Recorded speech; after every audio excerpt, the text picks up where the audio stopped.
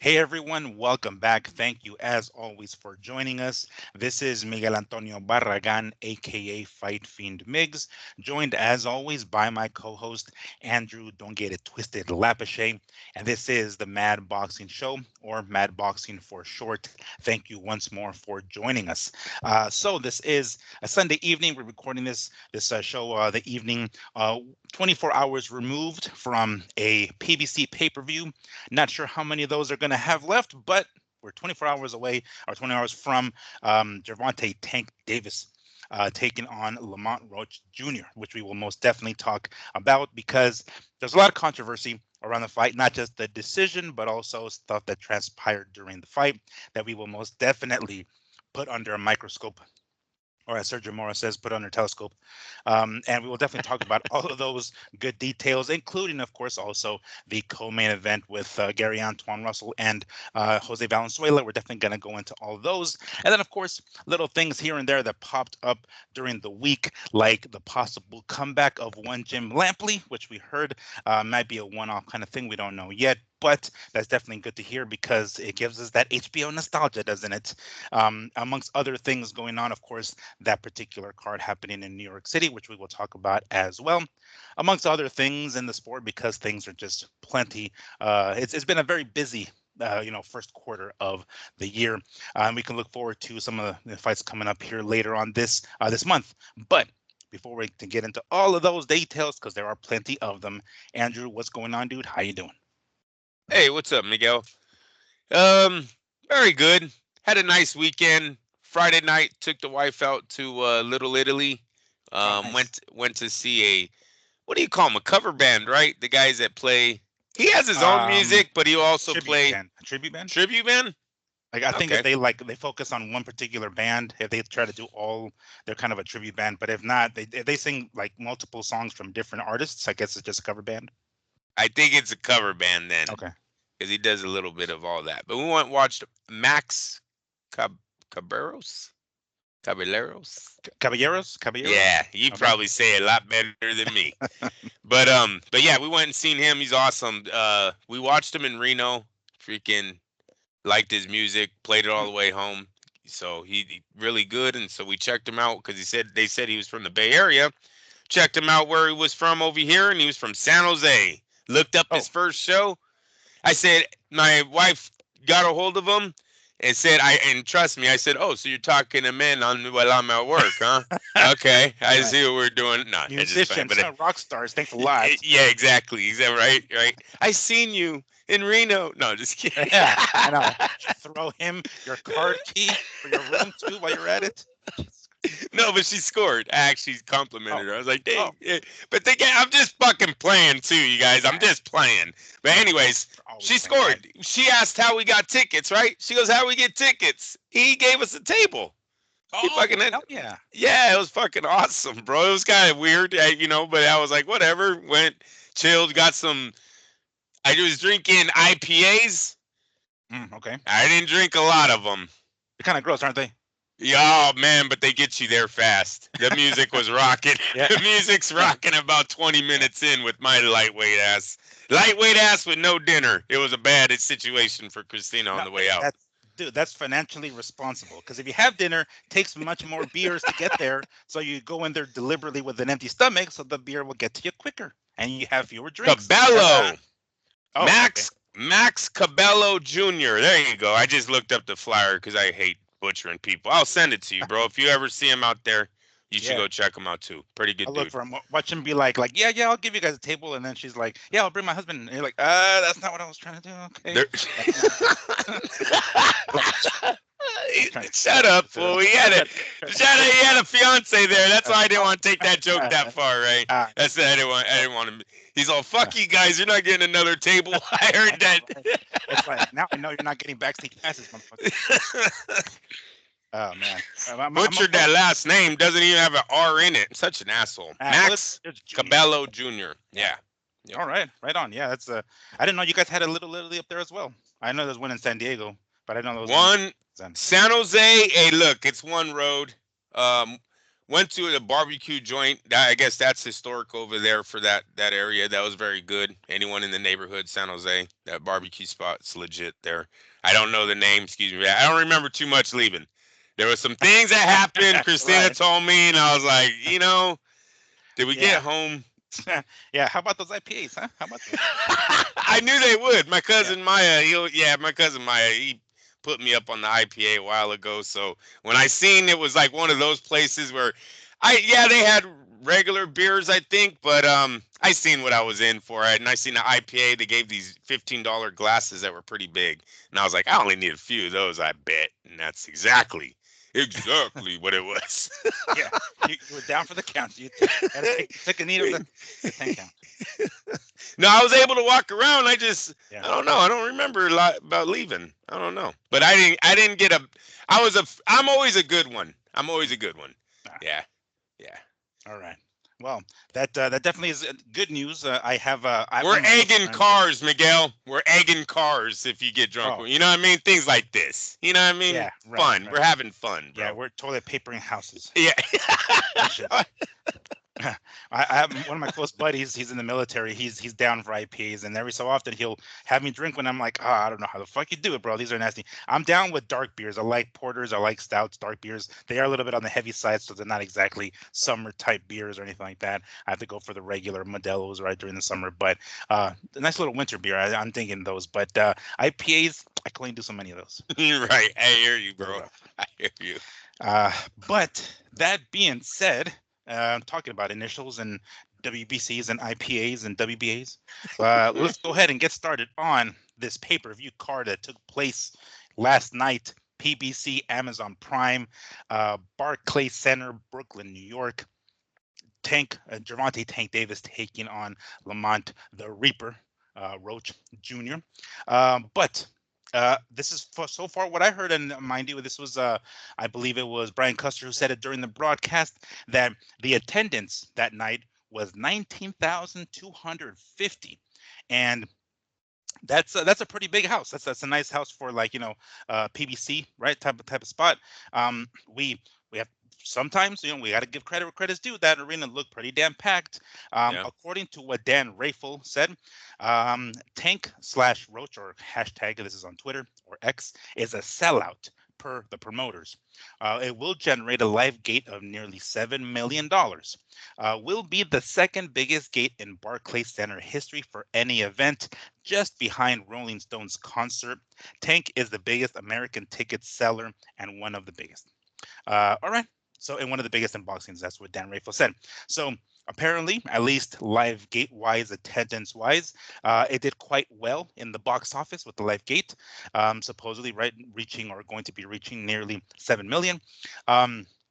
We don't know, of course, what pay-per-view numbers did because, when you charge $80 for a pay-per-view, people are a little bit hesitant to, fork up the cash. And these days, it's like, should I go buy some eggs or should I go buy the pay-per-view? It kind of makes you think twice about what you're going to spend your money on. But 79.99 PBC, you might want to think about that. But regardless, at least attendance-wise, a success. We'll see what the pay-per-view numbers show up later.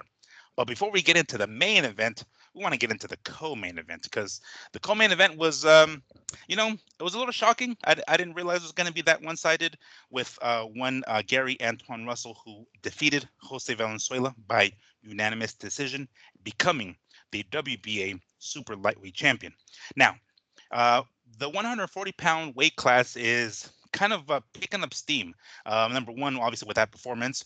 One fight before that on the pay-per-view card, we had Alberto Puello, the WBC champion of that weight class, who holds a victory over Russell, um, defeated Sandor Martin and kept his WBC championship, winning by a very close razor-thin split decision.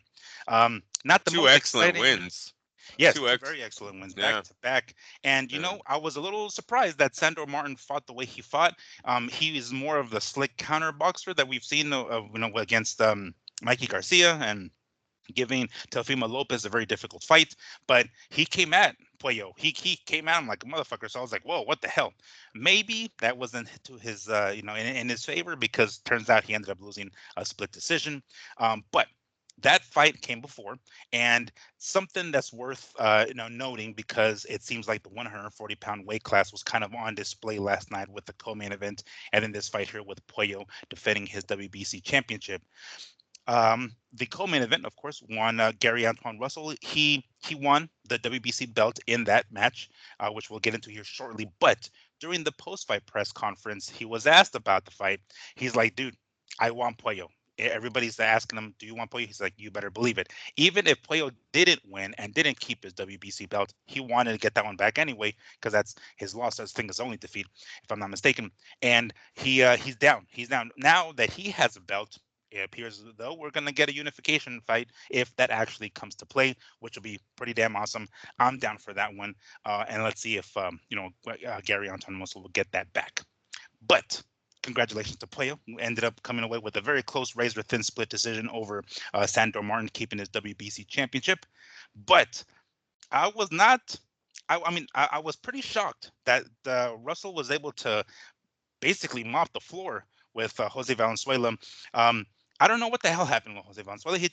I don't know. He just didn't show up. I'm not entirely sure what the fuck it was, or quite frankly, Russell just didn't let him get anything off.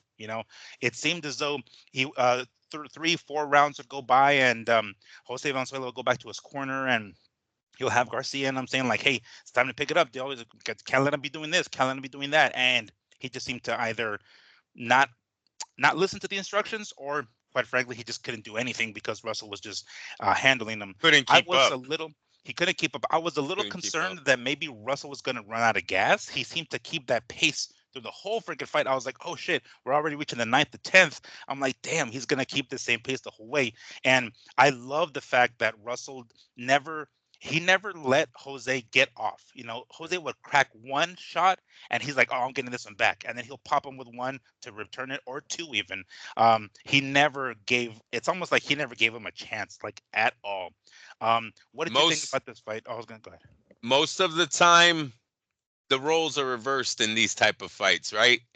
It's the slick boxers, the American, the Latin guys, the aggressor, right? Mhm. Face first coming in. They were switched last night. Russell brought it. He brought it like, Chavez Sr. used to bring it to those slick shoulder roll guys. Go ask Roger Mayweather how it feels to have Chavez in his face. I guess he can't. Stupid example, but yeah, you know what I'm saying. That Right. was a Yeah. dumb start, but Right. Yeah. Let me can't let me ask any of let them. me let me go dig him up real quick, and then Hey, Camacho, fucking Whitaker. We're getting old, Miguel. You can't dude. ask anybody about Chavez's aggression right now. Maybe Greg Haugen? Does No, he have a heartbeat? he just passed. I think Get the literally. fuck out of No, here. bro, I shit you not. Let me look it up. I shit you not. I think he just fucking passed, Oh, Joe. no, I don't. I hope not. Let me But pull it up. February 23rd, a week ago.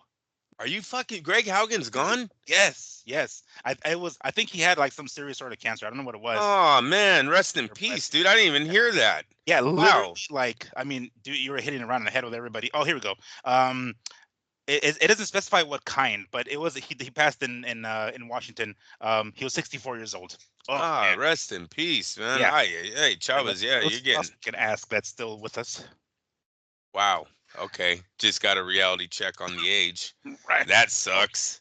yeah. But no, that listen, that's what Russell did. Yeah, Russell was he was in there. Look, and the fact that he's talking about fighting, I know I'm jumping around, but I like that you brought up how he said he wanted a rematch even if Pueblo wouldn't have won Mm, that night. That's the kind of attitude we want, right? For championship fighters. Um, Now he's gets Valenzuela, takes him out in a very impressive manner, and gets to unify with that guy. That's going to set him up for being just the ball never stops rolling in boxing, right? mm, He's going to be a star overnight with two. He's 2 wins away from being $1 million fighter, right? You can put it mm. that way. He'll have 2 belts. Yeah, he's got a great record. Very exciting. We know. Hey, everyone loved the fight last night. Um, yeah, it will be interesting in the future to hear Valenzuela's excuse or maybe what was going on because he did not look like he was there, Miguel. But sometimes that pressure can make you look that way, right? When the guy is just in your face, throwing more punches than you, you're kind of more of a slick boxer, technical, kind of break you down fighter. It didn't, it wasn't working. Maybe it was just that, or maybe he was having some issues outside the ring. That fucking wife got into his phone, checked his text messages. He's fucked when he gets home. You know, Yeah, it's like, don't come home you're tonight. fucking Like, divorced. He's like, uh-oh, think I'm in trouble. yeah.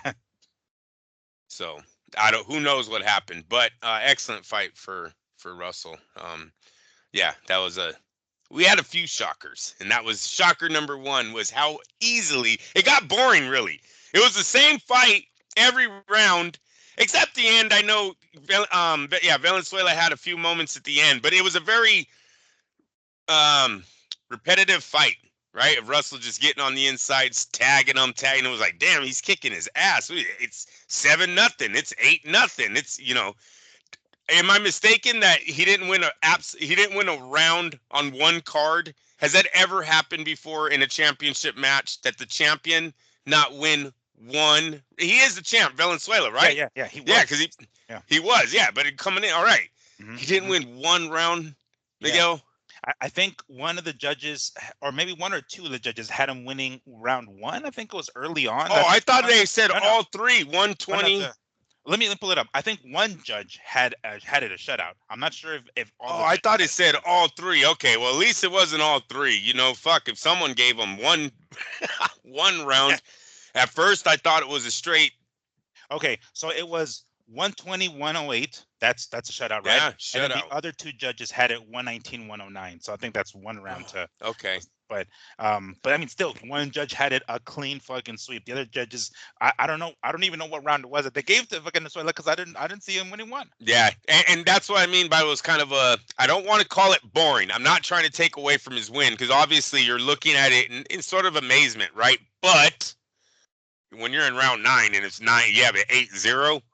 It's kind Yeah. of like, wow, this can we just throw the towel in? The Yeah. fuck? If you tune in into the fourth, fifth round, and then by the round nine, you're like, "Who's the champion? Who the fuck is the?" You'll think it's Russell that's defending his belt or something like that. But it didn't turn out that way. What the hell happened to Valenzuela? Did he not show up? I mean, we don't know what's going on, obviously outside of the ring, but we don't. We as of right now, we don't know anything. So as of right now, it just looks like Russell shut him down completely. But why the hell couldn't Valenzuela get off? What the fuck? Yeah, no, unfortunately, I took a smoke break. I didn't listen to Valenzuela after the fight to hear if he gave us any kind of indication of what went wrong, an injury in the ring, some issues outside of it. So as of right now, I don't have anything for you on what could have went wrong. But I expect something. If they didn't say it last night, we're gonna get it eventually here soon because he's got some damage control to do now to get back into the big picture, right? Mhm. Um, so yeah, he's got to say something to his fans about why he didn't show up last night at that you know that high of a level. That was pretty bad. Yeah, So that high profile type of fight. He's a co-main event on a Gervonta Tank Davis card. That's kind of a big deal, It's like your name is up there after the great performance against Pitbull, and then lays a stinker like this one. It's like we don't even know which one's the real fucking Jose Valenzuela, right? Is it the one yeah, who schooled the living piss out of Pitbull, or the guy who basically was head in the deer in the headlights? I mean, against Antoine Russell when the lights were really shining. I don't think he was a co-main event on that other card, was he? When it was it on the undercard of Madrimov and Crawford? It was on yeah, that that was a good undercard. win. I just don't know if it was like he wasn't the co-main event No, on that I one. don't. I don't think No, so. sir. Yeah, Yeah, he was one of yeah. the earlier So this bouts. one was the co-main This event was for his this one. moment. Yeah, Yeah, this was his moment. yeah, Yep. and man, Russell came in here and took that moment away. He's like, no, fuck this. Not only Now am I it's gonna put his. my name on the Yeah. map and have people remember me, because I mean, people know his brother, right? Gary Russell Jr. Yep. Everybody knows them. But at the same time, he's like, all right, I'm gonna make my own name. I'm gonna, put the 140-pound weight class on check, and make sure everybody knows that I'm here. And take the belt while I'm at it, and on the co-main event of the big card. Damn, props to Russell. He came in here and really schooled him, huh? Yeah. Yeah, and then Pitbull's in the ring. Obviously, you Yeah. got to think that's a fight that's on the radar now. Hmm. And it's actually a good fight for PBC. That's one they got there because if Antoine can win that one, I'm gonna call him Antoine. His name's Gary, also correct? Yeah, it's like Gary Antoine Russell. So we'll just call him Antoine because we don't want to keep his other brother is Gary Russell, Yeah, right? Junior, if I'm Junior. guessing. Yeah, he's the junior. The dad was one of those, huh? Mm. Yeah, those George Foreman ones. Like I'm just gonna name them all. By the I time they have a get to a certain cousin. I age, have a cousin that did that. I have a cousin that did that. oh, They're what not. name? It's not all the first names, I think, but they have his name in all of the Oh, names of the boys. Yeah, something like oh that. shit, damn. So do they just call them by their middle names? Is that what it He's is? a no, his name is their middle name. Like he Oh, has a, gotcha, gotcha. yeah, he has like a junior, and then all the other two boys, I believe, have his name as their middle. So it was weird when I first heard it. I was like, wow, okay, Yeah, you ain't. He's like, I will not be forgotten. no kidding. One way or another. I mean, Yeah, you weren't gonna anyway. You have all these boys, so. But yeah, it's like let me make sure that this name, continues with the bloodline. yeah, yeah. Uh, but I mean, great performance, and I would love to see that rematch with Puello and we can call him Antoine, I suppose. It makes things a little bit easier. That would be badass. I'd love to see that rematch. But if that doesn't happen, because I mean, mind you, they both have belts, so maybe I don't know if they would want to throw in Pitbull in there before or after, or maybe just have him sit on the sideline and then he'll get the winner if there is a Puello and Antoine rematch. So because they're both champions, so they're going to unify the weight classes, unify the belts. I mean, that's not a bad idea before you throw in Pitbull's name, but Pitbull was ringside. He was there. Maybe he was there with the intention of like, oh, I'm gonna get the rematch if Valenzuela wins, but obviously that didn't happen. So now I'm not sure where that places him, but I'm sure he was there for that kind of scope him out. Um, see, the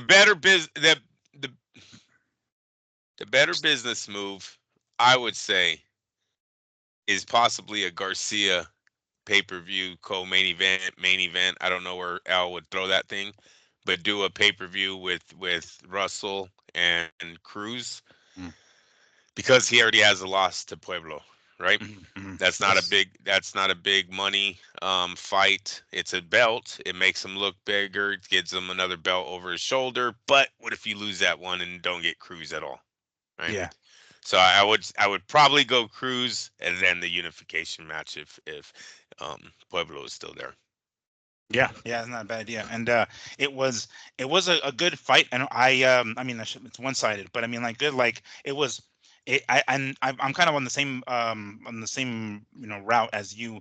I don't want to call it boring because it wasn't boring. It was entertaining still. It was who was that? One of the commentators said, "Can we call this like a virtuoso performance?" Because that's pretty much what it kind of Yeah, was. And yeah. I think they were maybe in the ninth or 10th round at that point, and they hadn't officially said it yet, but they needed to wait until the last fucking the bell rang for the 12th round before they can say okay it's officially over, and he basically mopped the floor with them. So um we kind of see right now the sky's the limit for Antoine. For Valenzuela, man, I don't know, back to the drawing board, I suppose, right? I mean, we have to figure out what the hell was that went wrong. And my dad saw Antoine's record. It was like 17-1 and then 17 knockouts. Like, oh shit, this dude, what the hell? Like this guy's and I've we my dad remembers like seeing like, well, he remembers the name Russell, right? But I think he Right, gets them right. confused because there's a few of them. But a couple of times he's like, oh shit, this dude, like I don't think it's gonna be an easy night for Valenzuela. I'm like, oh okay, well we'll see how that goes, right? And sure enough, completely swept the scorecard. So excellent performance by him. Hopefully Valenzuela can get back in there because yes, he's a former Plus champion, right?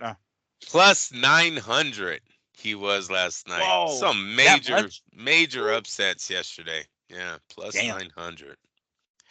Wow. Well, that was definitely an unexpected turnout, but that leads us to the main event of the evening because we want to get that crack like, and we got plenty to talk about in regards to Gervonta Tank Davis taking on Lamont Roach Jr. So the fight turned out, as you guys know, and unless you've been living under a rock, a majority draw. So two judges had it 114 to 114. One judge had it 115 113 for Tank.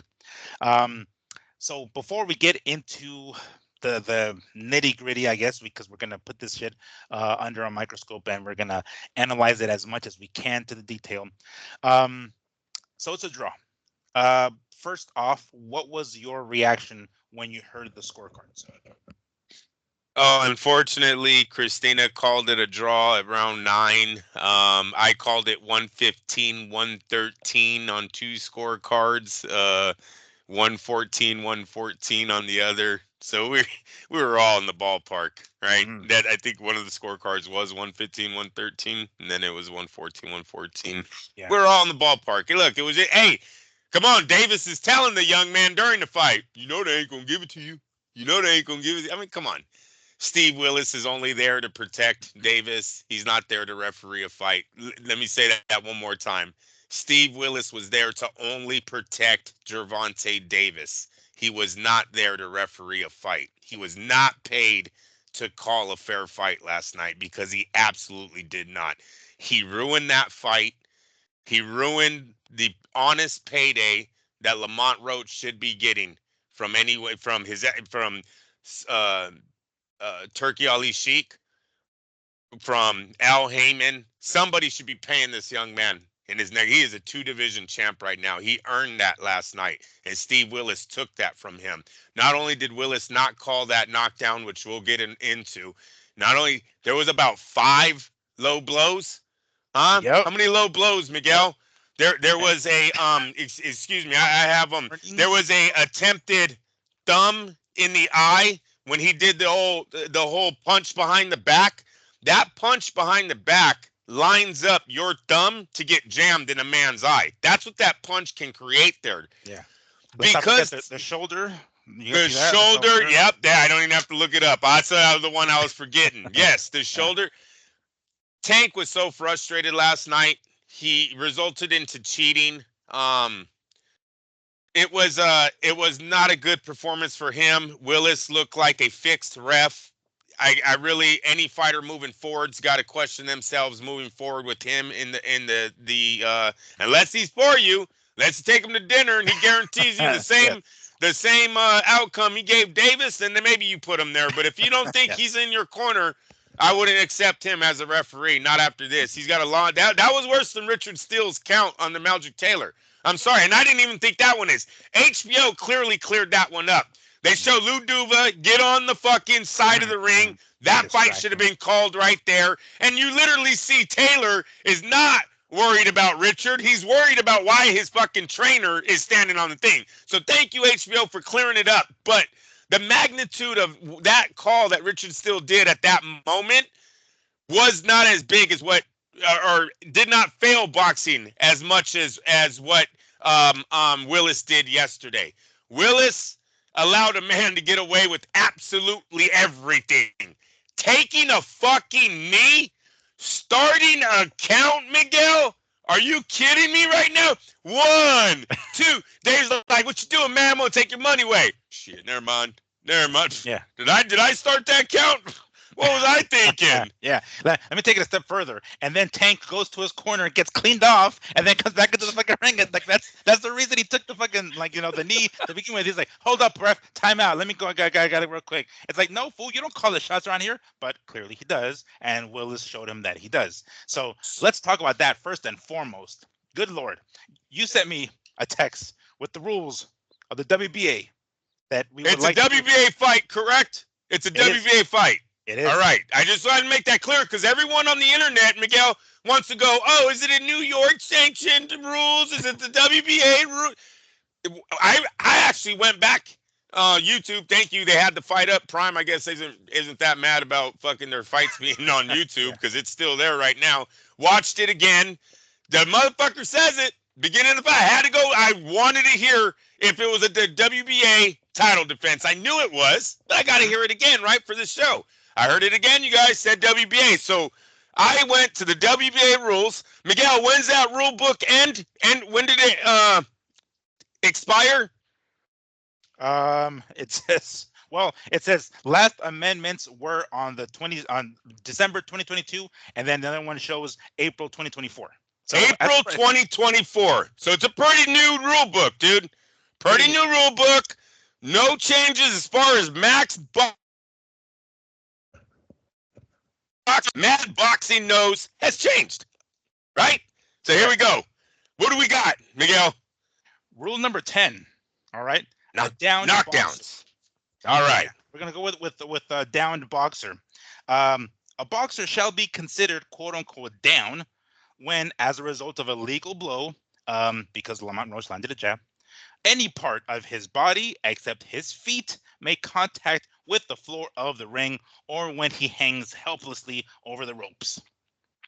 Did we see one Tank Davis, any other part of his body touch the canvas? Yes, we absolutely did. Shortly, literally seconds after being jabbed in the face, he can call it whatever the hell he wants to call it, but the bottom line is it's a knockdown. Or I should say, should have been called a knockdown. Miguel, he is getting his ass handed to him in that first minute of the fight. Watch the first minute over. Watch 30 seconds prior to that knee being taken. Roach lands a combination, then he lands a jab. It's like he lands a combo. Tank is already walking backwards. Bam, another jab. Tank is like, oh, fuck this. Goes down, takes a knee. He absolutely takes a knee. He absolutely, oh my God, it was so fucked up what they did right there at that moment. The game looks so fixed at that moment. That's one of those NFL, the flag, everyone sees the flag, bro. We all see the flag. It's a pass interference. They go to the replay. They come back and go, nah, it's not a pass interference. You know, they go to a huddle, talk to each other and go, no, it's not a pass interference. Talking playoffs, Rams versus Saints. Go check out that fucking last play of their game when the guy fucking said, I knew I got burnt, so I just take him out. Do you remember that play? It's a Rams Saints. It's like one of the last throws of the game. I'll send it to you, bro. It's fucking ridiculous, bro. The fix is so bad. Bro, he just annihilates the guy. He just annihilates him. There's not even a ball in the fucking picture yet. He tackles him. There's no flag. There's absolutely no flag. It's fucking ridiculous. That was last night. Everybody in boxing knows what the rules are, right? Don't give me this bullshit. Don't hide behind, oh, it's up to the ref. Oh, the ref can do what he wants. Oh, it's up to is it the New York Commission, the WBA rules? Oh, I don't fucking know. Get the fuck out of here. We all know fucking boxing, man. Gervonta Davis took a punch to the face, took a step back, and then he took a knee. And you know, I want to know what else looks bad for Davis in this situation? There's a video going around that I sent to you where Davis was dropped in the amateurs. Yeah. And it's almost the same fucking incident. He takes the punch, he takes his step back, goes to the side, and then goes down. And the guy that knocks him down even says, it's a weird knockdown. It's like a delayed knockdown. He takes the punch, then he drops. Folks, this is before last night. Yeah. Last night, he almost does the same fucking thing. So is that little Davis's little, is that, I don't know if that's his little niche or whatever. He gets hurt and tries to stay up and then says, fuck it, and goes down. I don't know. That ninth round won Lamont Roach the fight. But it's an excellent fight for Roach. If we start from the very beginning, they had Roach having major success. PBC, the PBC announcers. This is all Davis pay-per-view telecasts. But if you just watch the fight, they're talking about Roach's success in the first 8 rounds. They're talking about him outlanding him. I think they do it twice, Miguel, where they're like, wow, Roach has outlanded Davis in the first 2 rounds. And then again in like round 7, wow, Roach has actually outlanded Davis in the last 5 rounds. And then in the end, Roach is now the most landed punch. Never before have we seen a fighter land more punch. I mean, the whole fucking fight, bro. It's Roach.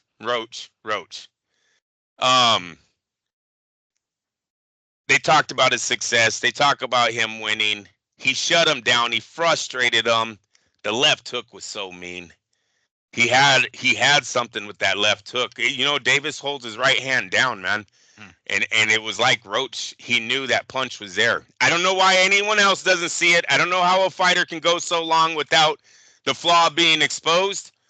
But the guy that fought you twice, the guy that you said was your sparring partner, and you guys look pretty buddy. I got to say, let's be real. The fight wasn't really building up to what they delivered us. They did a terrible job of selling this fight. These guys you guys, they're putting out memes of you guys being in love, right? You guys are like best buddies. You're over there talking at the press conference. They just look like friends. Tank is like, why'd you bring your mom, man? I know your mom. I don't want to do anything to you in front of your mom. Yeah. I mean, they go back. They go way back. Yeah. Like, time to the point where, like, even during the post-fight press conference, Kelvin was asked about this, and his trainer. I mean, and then they were asking fuck, his name is the other guy's name is already drawing a blank on him. But anyway, point is, during the post-fight pressers, they were asking, his coach, his trainer, and shit, and like about Lamont, and they were giving him a lot of props. They were just like, yeah, this, they go back. We knew this kid had a lot, yada yada yada yada. It's like, man, you guys really didn't do that good of a job selling this shit, because it seemed like you guys were pretty much homies the entire time. Sparring partners. Yeah. It really looked like it was about to be a sparring match in there. That's the vibes they were giving away on the fight week. Seriously. Mm. Maybe it was all planned by Lamont. Play friend, play homie. Until you get in the ring, you start fucking really showing your true feelings. Mm-hmm. Maybe he's been jealous of Gervonta for a while, just wanted to get in the ring, right? Let's keep it cool until we get in the ring. And Miguel, he was so good at knowing Davis, his hands were actually in position. It seemed every time Davis thought he was landing something, if you look at the defense that Lamont was showing that night, beautiful picking of Davis's punches, never getting damaged. Davis's big shots never landed. Lamont looked bigger. He just looked bigger than him, moving up in weight, yet he looked bigger than Davis. Shows you how small Davis is fighting out of his weight class. He has the power to do it. I give him that, but he's still, it looked like what was it? What would that be? A super featherweight? It was bigger than a lightweight. Yeah. Let's talk about the excuse that Tank gave us in regards to him taking a knee. Supposedly, he had his hair done a few days before the fight, and there was some sort of grease that was applied to his hair at that time, and at some point that the combination of the sweat and the grease got into his eye at that exact moment, and he decided to kind of sort of take a knee and then take it upon himself to go to his corner and tell his corner to wipe his eyes, as if it wasn't the referee's job or the doctor's job or whoever's job to call that first. He's like, no, I got this, Gil. Like, don't jump in here, ref. Don't jump in here. I'll take care of it. Just real quick. Okay, cool. And then we're back to normal. So he is given the excuse that it's the grease, a combination of the grease and the sweat that got into his hair. Well, the person who actually did his hair went ahead and responded to this through, I think it was Instagram. I'm not entirely sure. But this is what the post said, right? The Gervonta Davis hairstylist has confirmed with receipts that she didn't use grease. Okay. I did his hair Wednesday. It's Saturday. He did press, he did gym, he did the weigh-ins. That's no excuse. How much grease did I use? Damn. Is the grease in the room with us? That's what she said. So the comments make it seem like she didn't use a lot of grease, but the caption says that she didn't use any. I don't know what to believe, of course, at this point, but clearly they're doing their best to wipe the hands. It's almost reminiscing of Deontay Wilder saying, oh, this fucking costume was 40 pounds. And then the guy saying, like, hold on, fool, you were doing fine earlier. I know you're putting the blame on the fucking costume. You're the one that had me do it, right? It's almost this pointing the finger type of thing. And I can't tell from what this caption says if she didn't use any grease at all or the amount of grease was so minimal.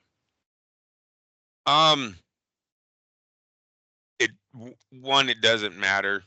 Two, fire your PR person for not getting a hold of this salon chick and being able to buy her out, to make this all go away. Now, I would have, my PR person would have had her saying, I used the extra red hot one. My bad.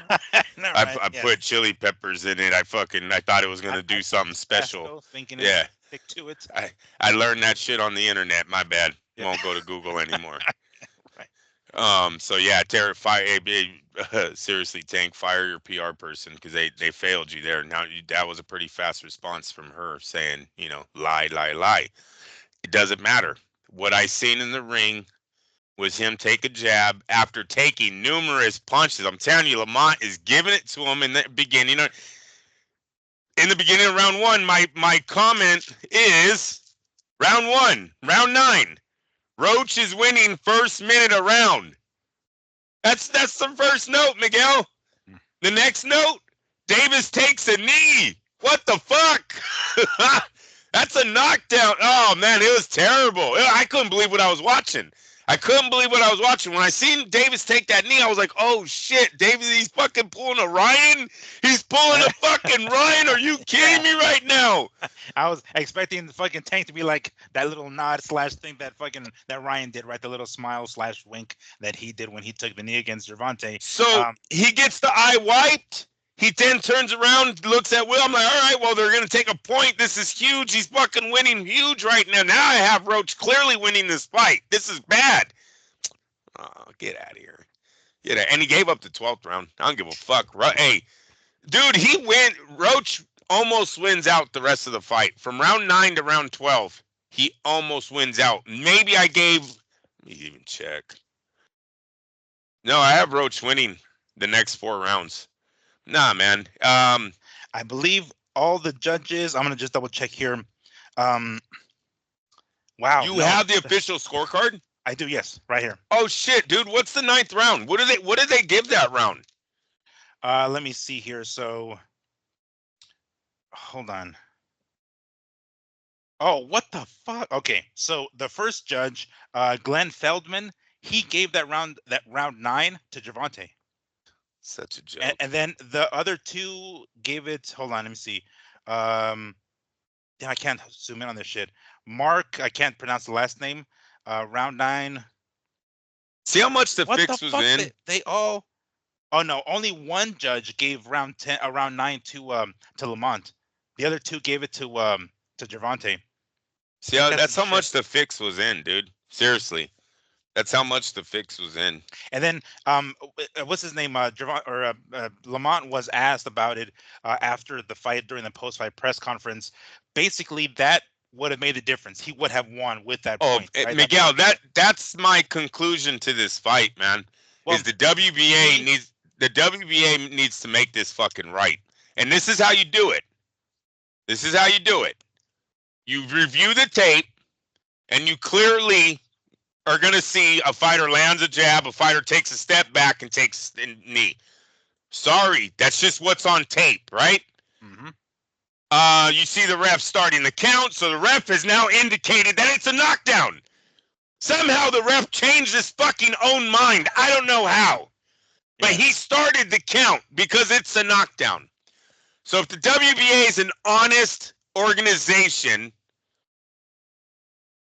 they are going to take that point and award it to Roach and put it on the scores, and whatever happens to the fucking scorecard happens. And that's what they're going to say. There's nothing else we can do. Our hands are tied behind this one. If this point takes away the fucking belt from Davis, then that's just what it is. You guys, the rematch is going to be bigger. They're going to make more money. The win and loss, it really won't matter. It won't look good for your picture on TV when they sell your record while they're announcing you, but it's not going to change how big that rematch is. What is going to change is the life of Lamont Roach, right? He gets a bigger piece of the pie, right? And that's what they really don't want. They don't want that rematch with him demanding $5 million now because, hey, let me tell you something, you guys. I don't give a fuck what you say about that $7 million live gate. The main event was supposed to make $15 million that night. So you're still in the hole. You're still in the hole. And you got to pay on that $7 million. That $7 million ain't all going to L, right? He's got taxes. He's got shit he's got to pay off on that $7 million. They're still in the hole. So they better hope that the fucking pay-per-view sold some units because they're going to be in $7 million right now or $8 million right now in the hole because I'm hearing Tank made $15 million that night. Am I correct? Did you hear about that? No. I heard Tank's guaranteed purse is $15 million. So $7 million ain't doing Al Heyman anything but getting him halfway there to pay the main event guy. Not the undercard, not the staff, not PBC. You know, you get what I'm saying? Like, it's they don't need Lamont Roach being a 2-time champ coming back to the negotiating table. And that's what they blocked last night. Oh, they knew damn well he was getting the rematch. In round 9, they knew motherfucking well that he was getting that rematch. Davis, his power isn't landing. Let's just say it was clear where the fight was headed, right? Decision. It's gonna be close. Al made the phone call. He made the phone call. 115, 113. 115, 113, 114, 114 will come back. Lamont will be happy that he's making $1.5 million again. And I'm just I don't know what Lamont's making. I didn't hear his guarantee purse. I'm just throwing a number out there, but it'll be low because Lamont's nobody. Yesterday, yesterday morning, Lamont LaRoche was not who Lamont Roach is today.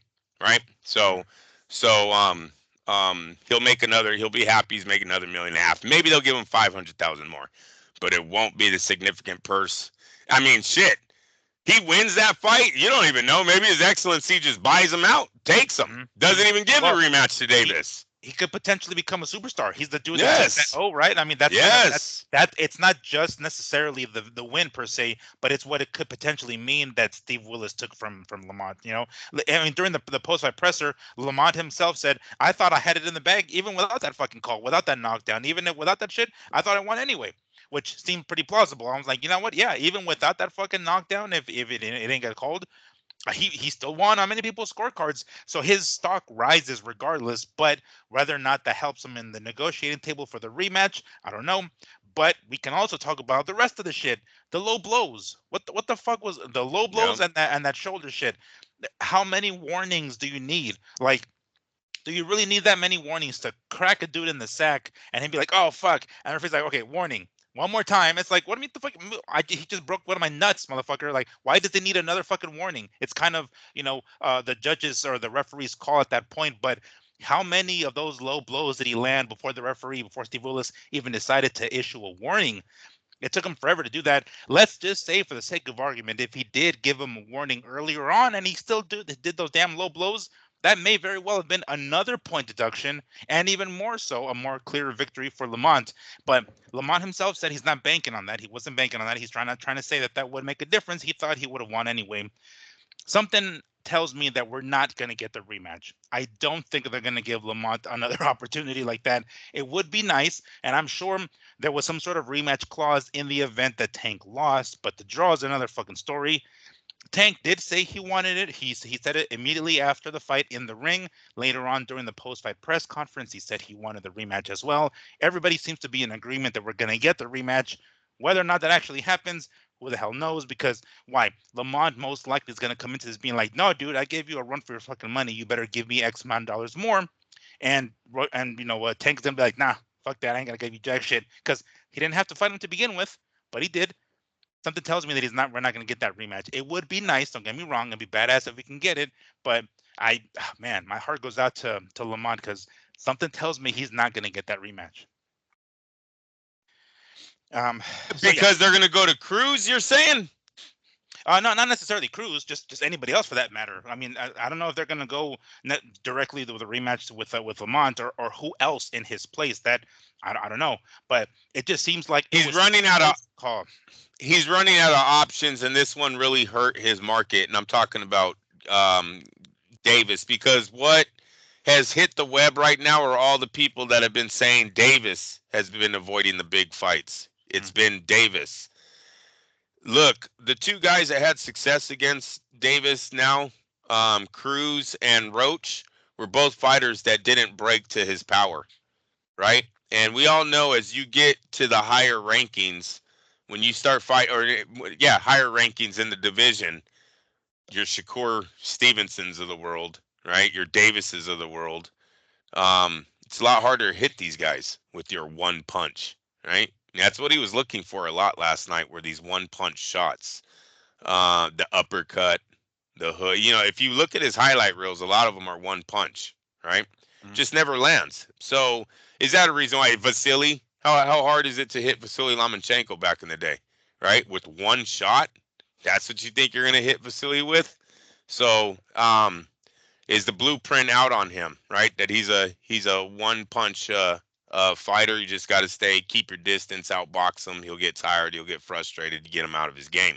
We don't know that yet because unfortunately, the only fighter that we've seen that we've called a decent fighter in his resume lately is Ryan Garcia, who's never been a fucking champion. Ryan Garcia, 2.5 years later, is still not considered a world champion, and that's the best fight that Tank Davis has had. Seriously. Leo Santa Cruz was fucking old, and he was fighting out of his division. He was a small man fighting Tank Davis, and he was still winning that fight. It's pathetic. Um, so no, Tank has been a lot of hype, hype, hype. You put him in with B guys, he knocks him out. That's great. Now he has two controversial decisions. And you know, the Cruz fight wasn't really controversial, but it's close. Cruz went the distance with them. Cruz was landing shots. You know what I mean? I don't see too many people putting up arguments that Cruz actually won the fight outright, but it was close enough to give him a rematch, right? So we've now Tank has been in these two close fights. He doesn't want to go to Saudi Arabia. I don't think his market went up. I think if anything, his excellency kind of laughs and goes after the guys that are beating him or have close decisions to him, lost decisions to him, and forget about Tank. We will see. We will see what Tank does here in the near future. I think he only has the rematch as an option, though, Miguel. This seems like it's hey, look, and it really comes back to how many pay-per-views they sold. But if this thing sold a significant amount of pay-per-views, with how hot this fight turned out to be as far as it going viral in the boxing community, I think it's the only option he has right now because everyone else seems to be playing over there in Riyadh. You know, he had this, then he had Pitbull Cruz, and what was the other fight we had for him? Is it Barrios? No, not Barrios. We had 3 fights for him like 2 weeks ago or last week when we were talking. Names? Shakur? Yeah. Shakur, Keyshawn. No, remember we had 3 opponents for Davis. Because he was talking about retiring. Yeah. Remember that? Yeah. So I forget who the third guy is, but he you know, you can add this name in there. He's got Roach. He's got Cruz. You know, Cruz is probably going to still float around because he thinks that pay-per-view is going to pay him like the Ryan Garcia pay-per-view did for Davis, right? So he still has that fight and he has this, but his options are really running low with Al Heyman as far as $7 million gates and pay-per-view sales. There's not too many guys left on the PBC roster that can do that for Tank. So, yeah, I look for him to at least pick. You might be right where they go, let's go Cruz first because we want to get a payday, and then we'll take it back with Roach to see if we can get that squared away. But I think he stays with the PBC and fights one of those 2 fighters in it for the next one.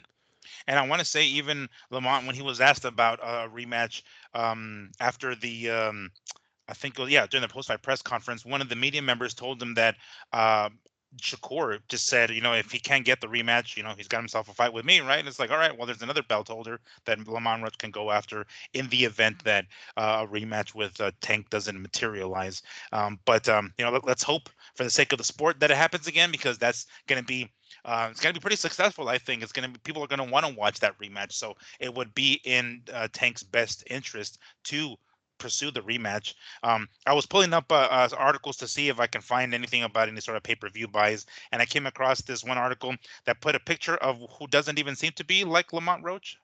I don't know who the fuck that son of a bitch is, but they put in there like, hey, Gervonta Tank Davis and this guy that does not look like Lamont Roach. But supposedly they're saying that it is him. So I don't know who's total pro sports. I gotta say, I thought it was real classless of the PBC announcers to laugh at the fact that Roach wasn't awarded the point that night. I thought that was pretty. You wouldn't have seen Jim Lampley and them laughing about a ref pulling that. I mean, just but look they weren't at laughing like goddamn, this is ridiculous. Like sometimes it's like a nervous reaction, like yeah, this is really happening. No, they were clowning Roach. Yeah. Oh man. Yeah, remember when you didn't get that point? Like, it was just bad. It was a bad look. It was a bad look. How about showing, that you have an IQ of this in the sport? You know what I mean? We all know what we've seen. I just thought that was really sad because it's like in round 11. I think it's round 11. Anyone wants to go see it and fucking question it, but it's round 11 where they laugh about him not receiving that point, and to think that that's the point that would have gave him a title. His son was in his arms. He would have heard his dad become the world champ, take the O from Davis. Like, you know what I mean? It's just so fucked up. It really was what they did last night. He earned it in the fact that he outboxed him. He pressed the fight. He knocked him down.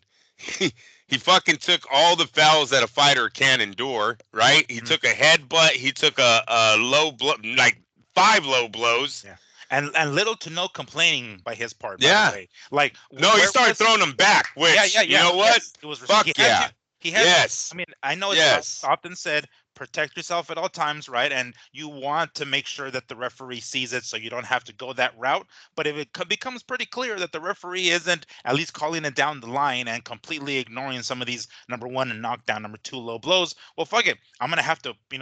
It's basically nobody's on my side. Nobody's looking out for my best interest. I have to make sure that I don't get fucked up in here. And if it means retaliating with a low blow as well, I mean, there were a couple of times where I saw Lamont even throw fucking a punch to the back of the head of Tank. It's like, yeah, at this point, you might as well, because Yep. clearly the referee is on Tank's side here. So it's not like, he's gonna call anything in your favor here. So as soon as I saw that, I was like, oh shit, all right, And fuck it, it's about to get hood up in here. We're gonna start throwing fucking punches. Like, oh shit.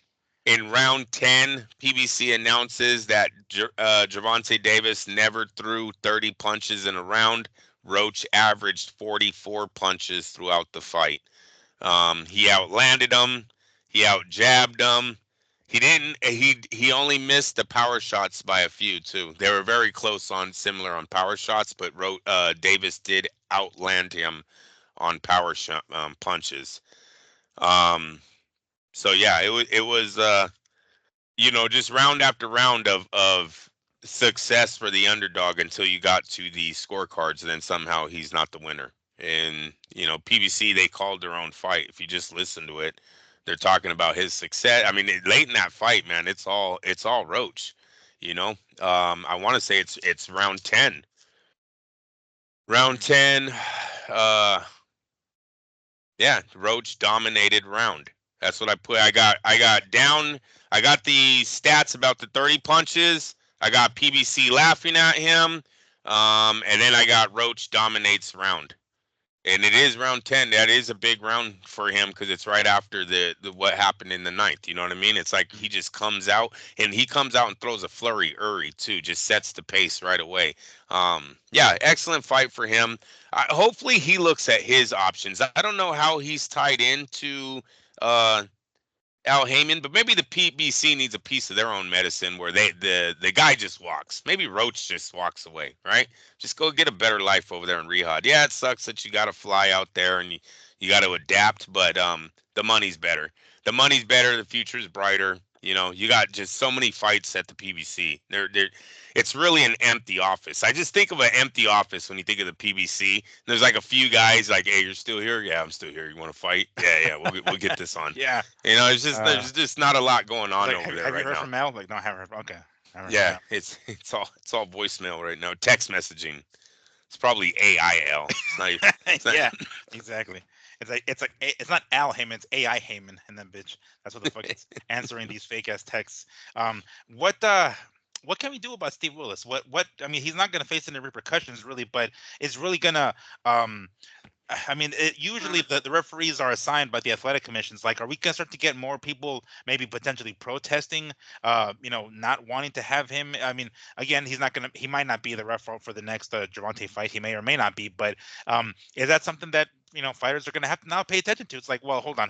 If I'm gonna fight Gervonta, who's the ref gonna be? Let me go ahead and think about that beforehand. If I'm the opponent, I don't Yeah. want Steve Willis in the corner. If I'm Gervonta Davis, I totally want Steve Willis.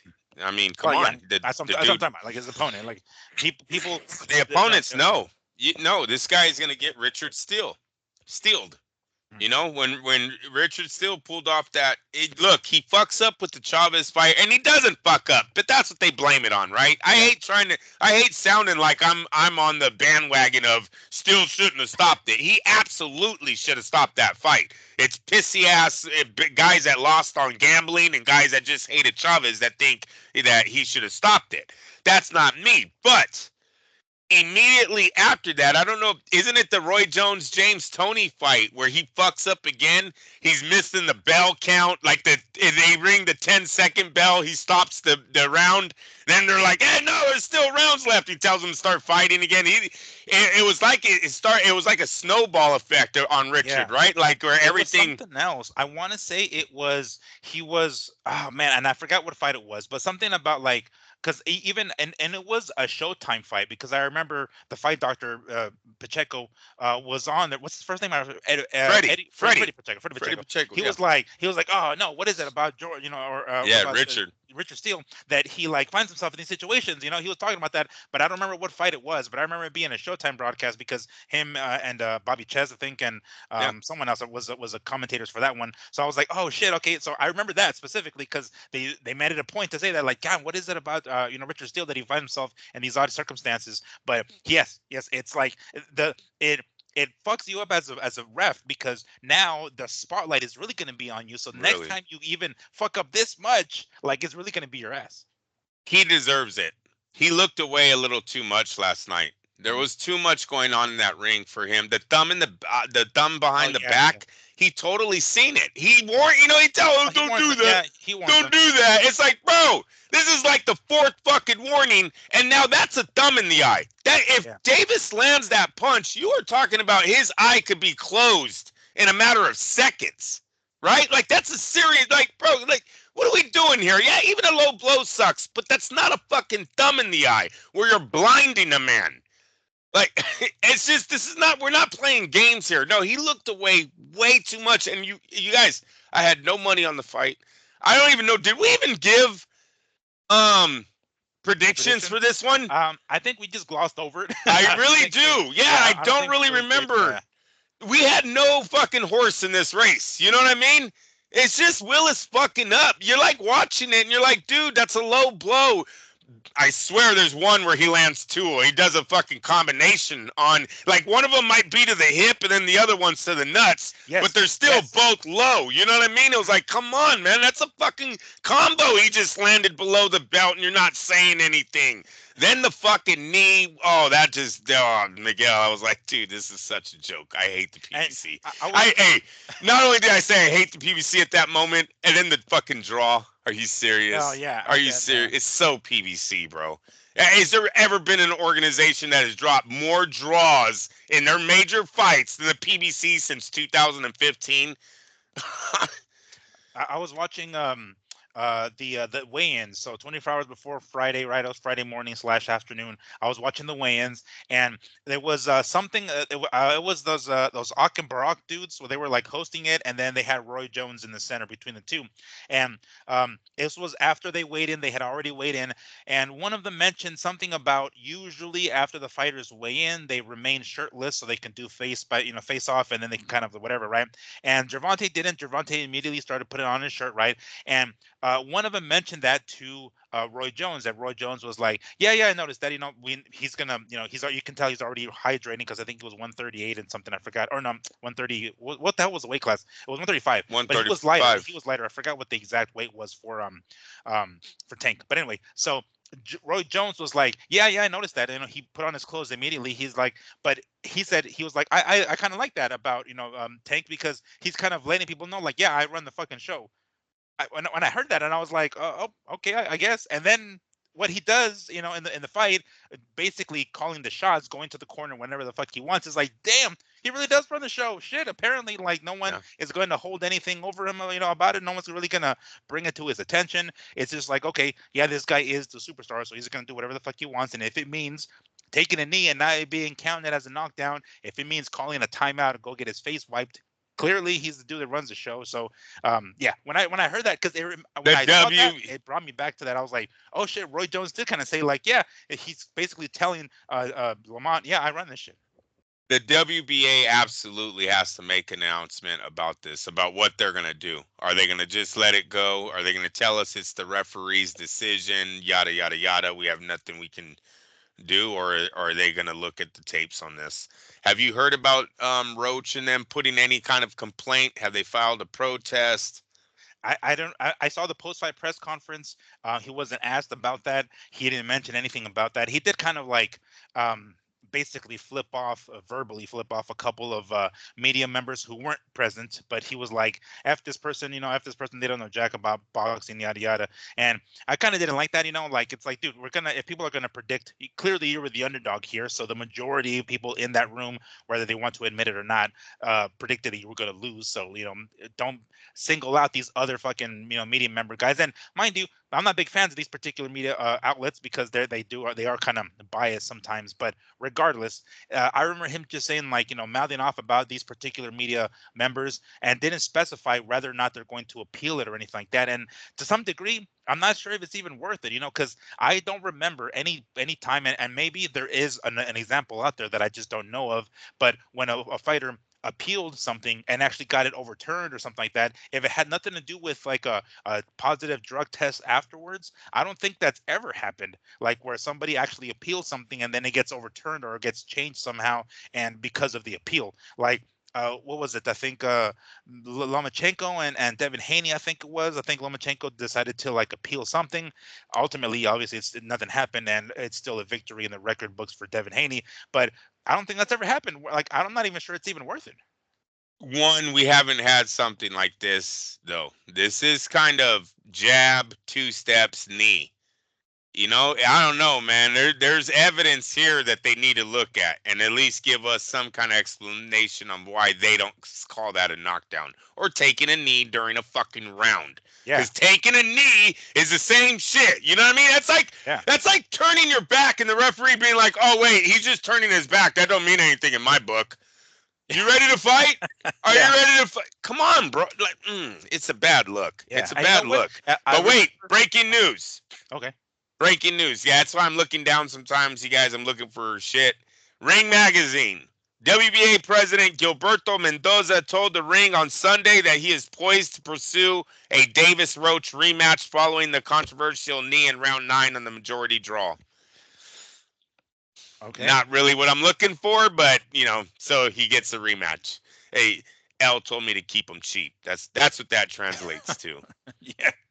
Yeah, I remember recently Laura versus Danny Garcia. If you watch that fight, the ending, it was kind of the same thing. Laura landed like a left hand, and Garcia kind of like Danny Garcia kind of stepped back, and then he took a knee, and then he stayed down, and then that's when the referee called it off. But it was, if you guys pull it up, it pretty much looked damn near close to what it looked like with Lamont and Tank. I don't know.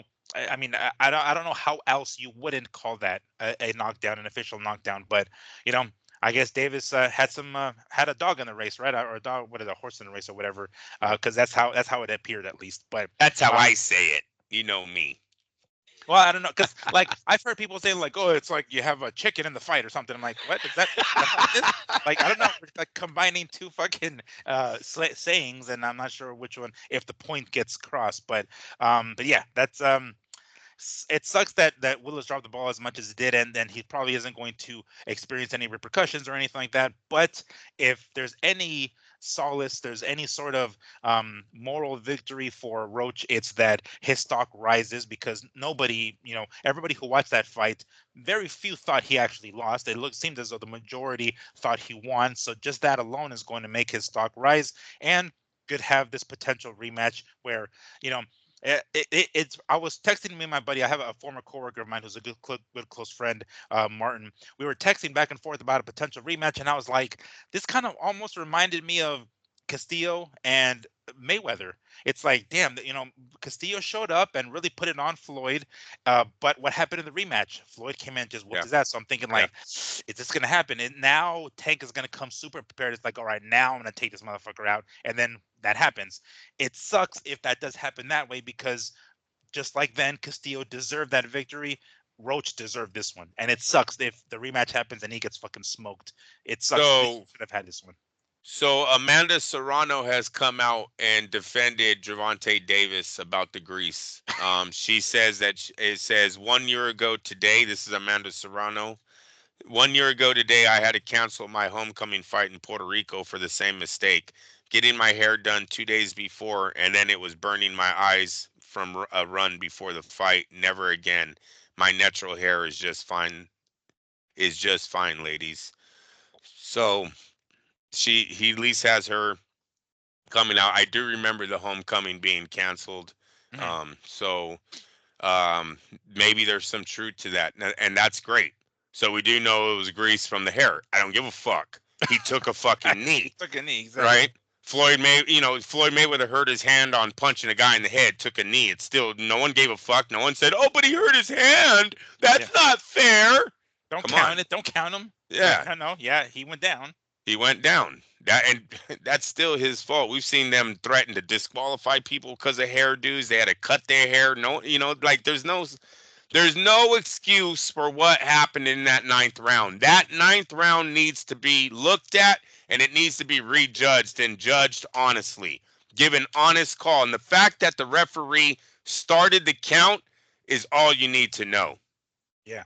And you know what? Like, and I haven't seen a good vantage point or a replay of a good angle, but more often than not, when the referees count, sometimes, well, usually, when the referee starts the count, for a quick second, they direct the other opponent to the neutral corner, right? He has him go to the neutral corner, and then the referee turns and looks at the judge slash referee that's outside of the ring to pick up the count where he's at, right?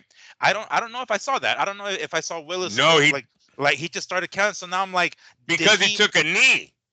Because he takes a knee, I don't think he needed it. He didn't send Roach to no neutral corner. He was just like, oh shit, 1, 2. Like he started counting on them. You got to remember, then Davis gets up immediately, walks away. So now Willis is probably like, fuck, did he just quit? Now he's just not even thinking about anything else. Remember, you guys, he's only there for Javante fucking Davis. He doesn't care about the guy, the judge on the side who's already started a count. Al Heyman told him not to worry about that guy. Just worry about Davis. Yeah, That's what he. Hey, boss, you okay, boss? yeah. He's like, oh, it's the grease. Oh, yeah, I know what you're talking about. Yeah, the grease. If you look at fucking Steve You Willis's see, eyes, his eyes are like this too. hey, you see, I know Lee would have took this a whole nother way tonight. It would have been all. He didn't see it. You guys, I don't know why you're Oh, being so hard on him. he saw like the He, drip of the grease, and it's like, oh yeah, I saw the grease in your eye right here. Yeah, I see it. he never seen the knockdown. Yeah, exactly. Like it didn't look like your knee touched the ground. I don't know what the fuck you're talking about. I just saw him run over to the corner. Uh, So so yeah, he's being confirmed that the grease might be from the braids, could possibly blind you, but unfortunately, that's just a learning lesson for all young boxers. That does nothing for the situation that Davis was in that night. Um, my conclusion is Davis lost the fight. Roach won it. It's going to be hard to argue that against me in a bar.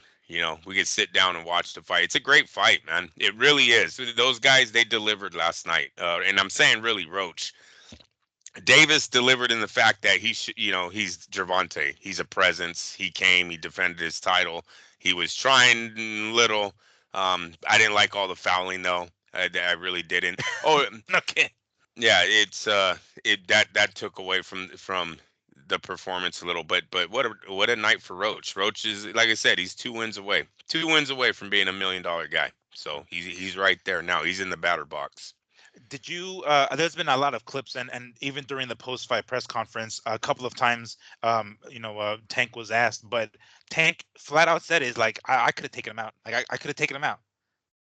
I don't know about that. You know what I'm saying? Like, like, well, then why the fuck didn't you, fool? Like, this is kind of what we were expecting. We did expect it for it to be a little bit difficult, sort of like the Frank Martin fight. It was going to be difficult early on, and at some point, Tank is going to catch you at the end because that's kind of what history dictates, right? It's like, all right, we've seen him do this before. He bailed himself out with his power the way Wilder used to He's do a tank. sometimes. Yeah, and we expect that to happen. Well, this is kind of the dangers of that kind of style is that if you can't knock the motherfucker out late, you're kind of already behind on the scorecards and you're a little fucked. He should have been fucked yesterday because it looked like Lamont took it. He should have had that victory. But when I hear Tank say that, I'm like, dude, stop. You couldn't. You know what I'm saying? Like, let's go ahead and use the grease as an example. The grease was in your eyes, so you couldn't take him out. So stop saying that you could have taken him out because you probably couldn't. I'm just the rematch. I'm glad that Gilberto Mendoza is going to go in that direction and try to sanction that rematch and get a crack a lacking because Lamont deserves it. I just wish that he would have gotten a fair shot this time around. Yeah, no doubt. Um, okay, so that's all we had on that particular fight. Was there anything else you want to touch on? You know what? Actually, I kind of wanted to talk briefly, at least talk about the pay per view. The the pay per view was okay. You know, the fights were all right. You know, we had Jared Hurd on the undercard of the prelims retire officially. He lost the fight, and didn't look the Jared Hurd of old wasn't there anymore. So good for him for recognizing that and calling it a career. He accomplished something. He won himself titles, and he was a unified champ at one point. So congrats for him for kind of unfortunately going out on the loss, but going out on his terms, saying, all right, I'm done. Not letting boxing retire you, but retire from boxing. That was on the prelims. As I mentioned earlier, the attendance looked like it was pretty packed, so good turnout. um, what kind of pay-per-view numbers do you think this card is going to get? I mean, considering it was $80 with the card being top heavy, what kind of pay-per-view? I guess if you want to take a stab at it, because we won't probably find out until maybe Tuesday or something. Below 500. Below. Yeah, it didn't seem like it went viral. I know they had and when I mean viral, I mean before fight, right? The press conferences, the weigh-ins. I didn't see shit on the weigh-ins really, as far as people going, I can't wait for this fight. So no, I don't expect it to be high. The main event, the co-main event was not too great of or not too household names, you would say. There may be names in the boxing community, but not anyone that would build interest outside of it. And they really went on the back of Gervonta to sell this. And I think the back of Gervonta Davis last time did 60,000 buys. What was it? No, and I might be fucked up on my numbers. What was him and Benavidez's numbers for Oh, Frank Martin? 75? Was it 75, I think. 75? Yeah. So I was a little bit right. It's under Yeah, 100 yeah. It grand. was yes, yes, because everybody was saying like, oh, it's Holy shit! 150. Did I over predict? All right, Yeah, 500,000, Miguel. What the fuck? You should have slapped me. being generous with that. You know, Yeah, like man. for 499,000. Like, okay, wow, really? You clearly thought this fight was. No, I absolutely don't. Fuck, bro. 60,000. I'm gonna say this. They're gonna say the same number that he did with Benavidez because it's just not that big of a fight. It's not a high profile fight. It wasn't. Mhm. I didn't get one phone call on it either. Not even after the Oh, knee. Not even after the knee. I didn't even get anyone going, did you see that? yeah, you know what? I had nobody asked me about the. I mean, other than again my buddy Martin, who he likes watching boxing, so he knew about it, of course. But um, I have I mean, I mentioned it a couple of times. I have a close BFF of mine who lives up in Salt Lake. One of the times that I went to go visit him was the weekend that Tank fought Frank Martin, and I was interested. So he's like, "Oh yeah, fuck yeah, let's watch it." So he knows who Tank is.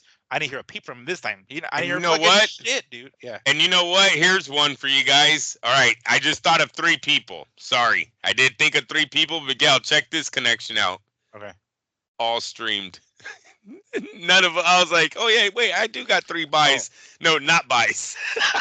All wow. of them illegally streamed, bro. So yeah, I do have three people that watched it, but not the legal ways. So he got no buys from us last night. Yeah, that sucks. Sorry about that, bro. Well, I mean that when you get a card like that, I mean, what the hell else can you do? And like I said, Miguel, Mhm. if they would have showed that same energy that they showed during fight night in the the final press conference and the weigh-ins, then maybe.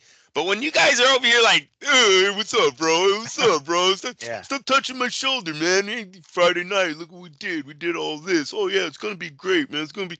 Come on, you guys totally look like buddies this whole fucking time. I had no interest in buying this pay per view. Now, if you would have been like, "Fuck this motherfucker," I lost to him twice, but I'm whooping his ass on Saturday. Yeah, ruffle some feathers. Let's do, Tank. You're pushing people off of stages. You're fucking touching their jaw with your chin on your other fights. And this one, Yeah. you're like, "Why is your mom here, man? I don't want to say anything to your mom." Like, come Like on. she made Rice Krispie treats when we were kids, man. Don't even fucking Yeah. like what the fuck? Yeah, I remember him going off on Bernard Hopkins because Bernard Hopkins got kind of close to him. Yeah, Just touched like them. where was that energy? Where was Yes, that yes, yes, that yes. that knife's edge that we were expecting, kind of like you're on the edge of your seat and you're about to over fucking flow, and you want to let it out on your opponent come fight night.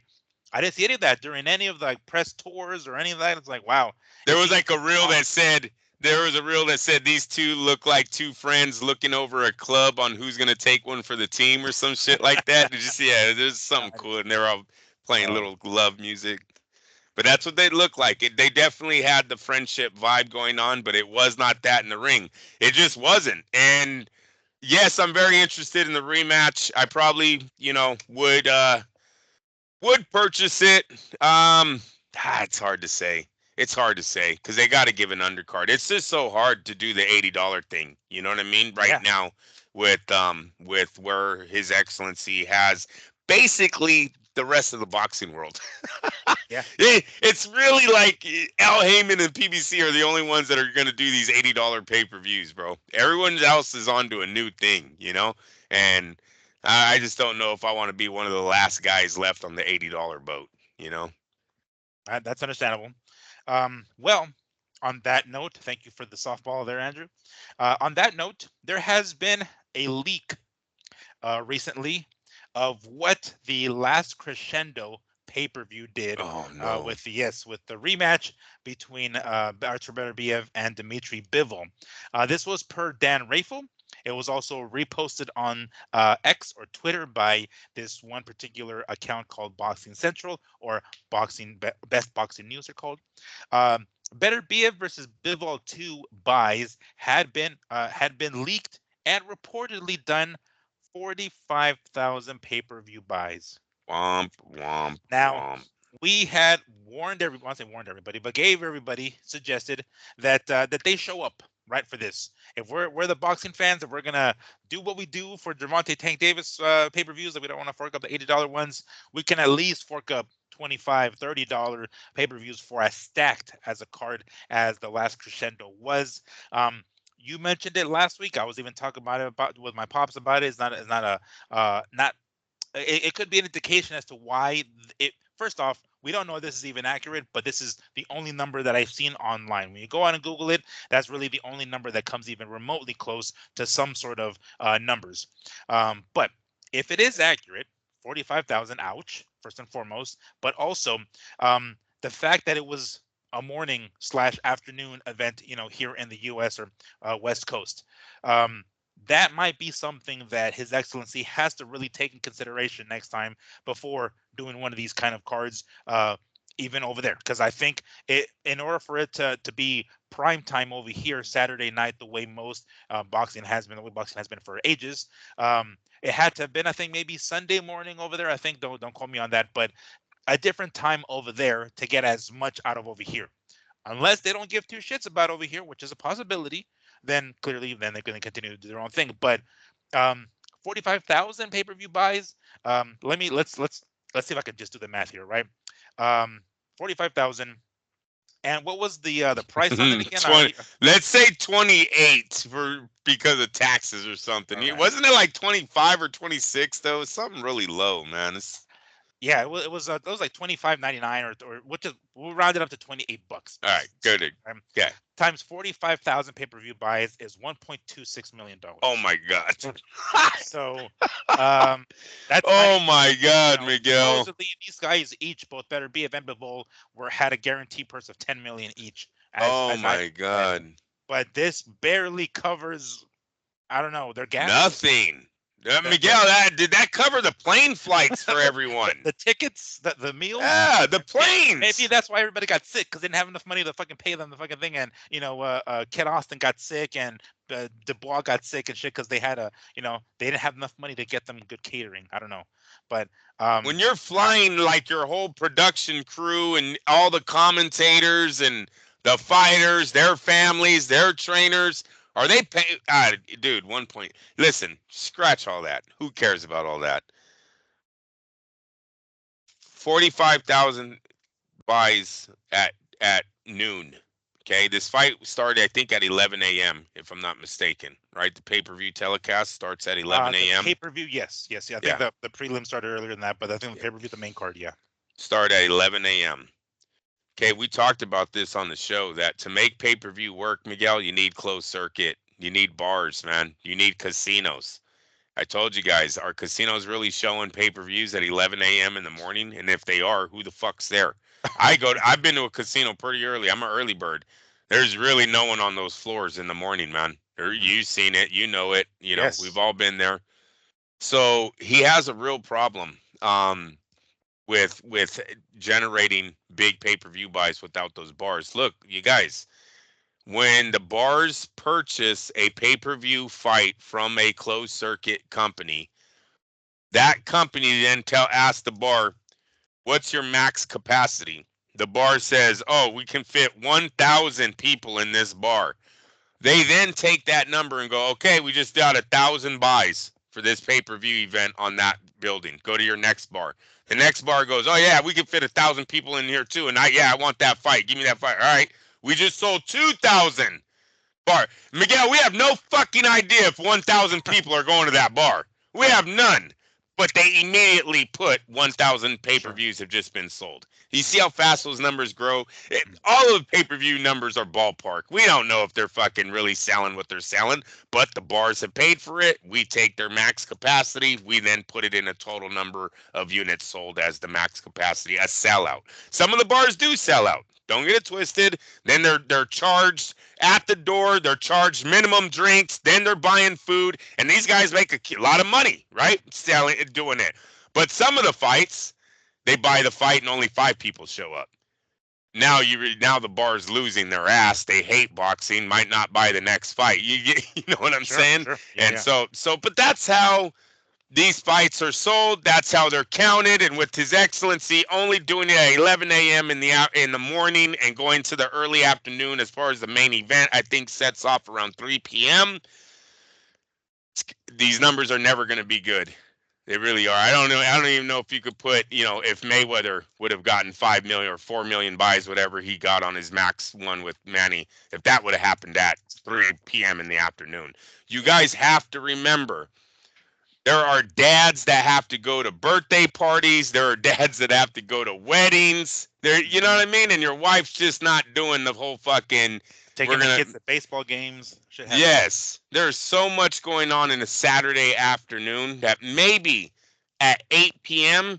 you'll be able to rush home and purchase just that main event, get to see the main event that you were trying to watch. You know what I'm saying? But Mhm. to ask your wife at 3 p.m. that you need to be home, she'll say, "Yeah, fucking right." Mhm. And And then like telling her that while you're cracking open a beer, it's like, you know, yeah, it, feet already on the couch. Oh, you're yeah, already done for no, the day. That's what you're saying? Done for the fucking day.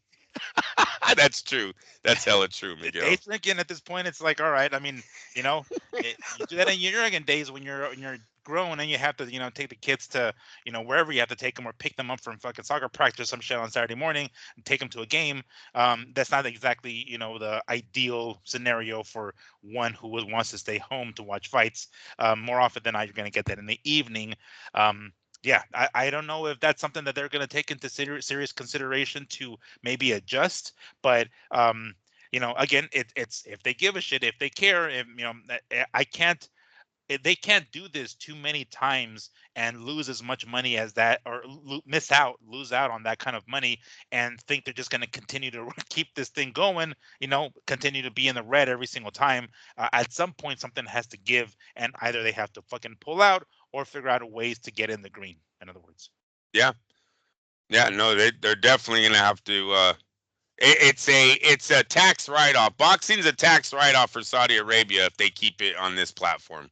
Mhm. You know what I mean? They're just spending money to show their. And I don't even know if they pay taxes over there. I have no idea, but I don't know. right? And they probably I have don't. to assume they do, but fuck if I know. I don't fuck. Yeah, they have they got different laws over there. You know what I'm saying? It's like, Yes. I mean, maybe they do. Maybe they do have tax every like a single fucking thing like we do here for all we know. But if that is the case, well, that's someone else's hand in that pot. In that pie that needs to get their cut of the pie before everybody else gets theirs. But yeah, now again, this is what supposedly is the leaked rumor or the report. Hopefully, we're off, and if man, the thing is, even if this is wrong, how much more could the real number be? you know, I, You know, 125 even, okay, that's nice, but it's still fucking low, you The know? one I feel sorry for is Shakur. Look, Bivol and Beterbiev are not American fighters. They're not known in America. Canelo was barely as, you know what I mean? He had his troubles making money over here at one point. Like, Bivol didn't become some crossover star when he beat him. They forgot his name 2 months later. The diehards know these two men, diehards, and 45,000 houses at 11 a.m. I gotta say is probably, that's a good thing that they got that many houses to tune in at 11 a.m. on a Saturday. Shakur is the one I'd be a little bit more, really, you guys? You would think his market would be a little bit higher being on ESPN, being what Top Rank, that he would have brought in a few more numbers. Hey, look at Tank and David only brought in, you said 70,000, 60 something thousand, Yeah. and they were tied together, right? So boxing's just in a little bad spot right now. We were hoping that the platform of His Excellency Turki Ali Sheikh is going to fix this by giving us the fights that we want to see. Unfortunately, this fight card started out with it, and then it just falls apart at the end. Did the cancellation of two of the fights have anything to do with the numbers changing? Who knows? But there were two cancellations. Shakur's fight being one of them. Schofield is the one that dropped out of that one. Maybe that made his fans go, yeah, right. Not gonna buy some fucking fight versus him and nobody. With that being said, And maybe Dubois too. Maybe the UK fans were like, "Oh, but he's on the card. Fuck it. I'm not gonna wake up at X amount of hours." Like I don't know ooh, what the hour, what the are time difference. those global fucking numbers? Oh, I don't know. I mean, it just said it was leaked. I don't know. I mean, No, I'm hoping that's just North America, bro. That can't be fucking the UK and America together. This thing is an absolute ass wash. Oh yeah, my, I ran out of because air there. It was so bad. because I remember it was like 25.99 or 24.99 for US, and then like 29 something pounds for the UK. Bro, I just don't know what their numbers are. because it's nighttime over there, right? They don't have the same issues that we have with Riyadh. I think I don't know what the time Yeah. difference would be. Let me see if I can find that here real quick. Yeah, London to Riyadh. What's the time difference?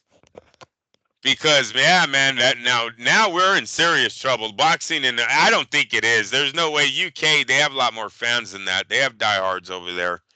They know Beterbiev. They know Bivol. So right now it's, oh yeah, so it's like maybe it's a 3 hour difference. There you So go. in the UK it's 3 hours earlier. So in Riyadh they're 3 hours later. That's if I'm reading this correctly. Either Saudi Arabia is 3 hours ahead of the UK.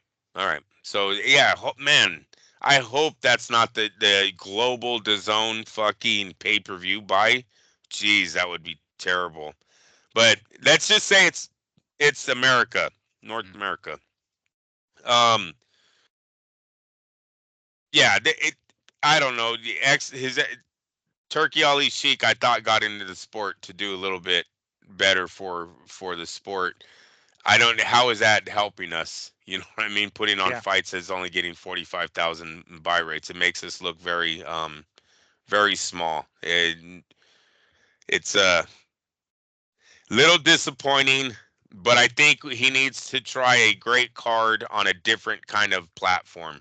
Um, yeah, and it really sucks, Miguel, because then they started this to get tourism to Riyadh.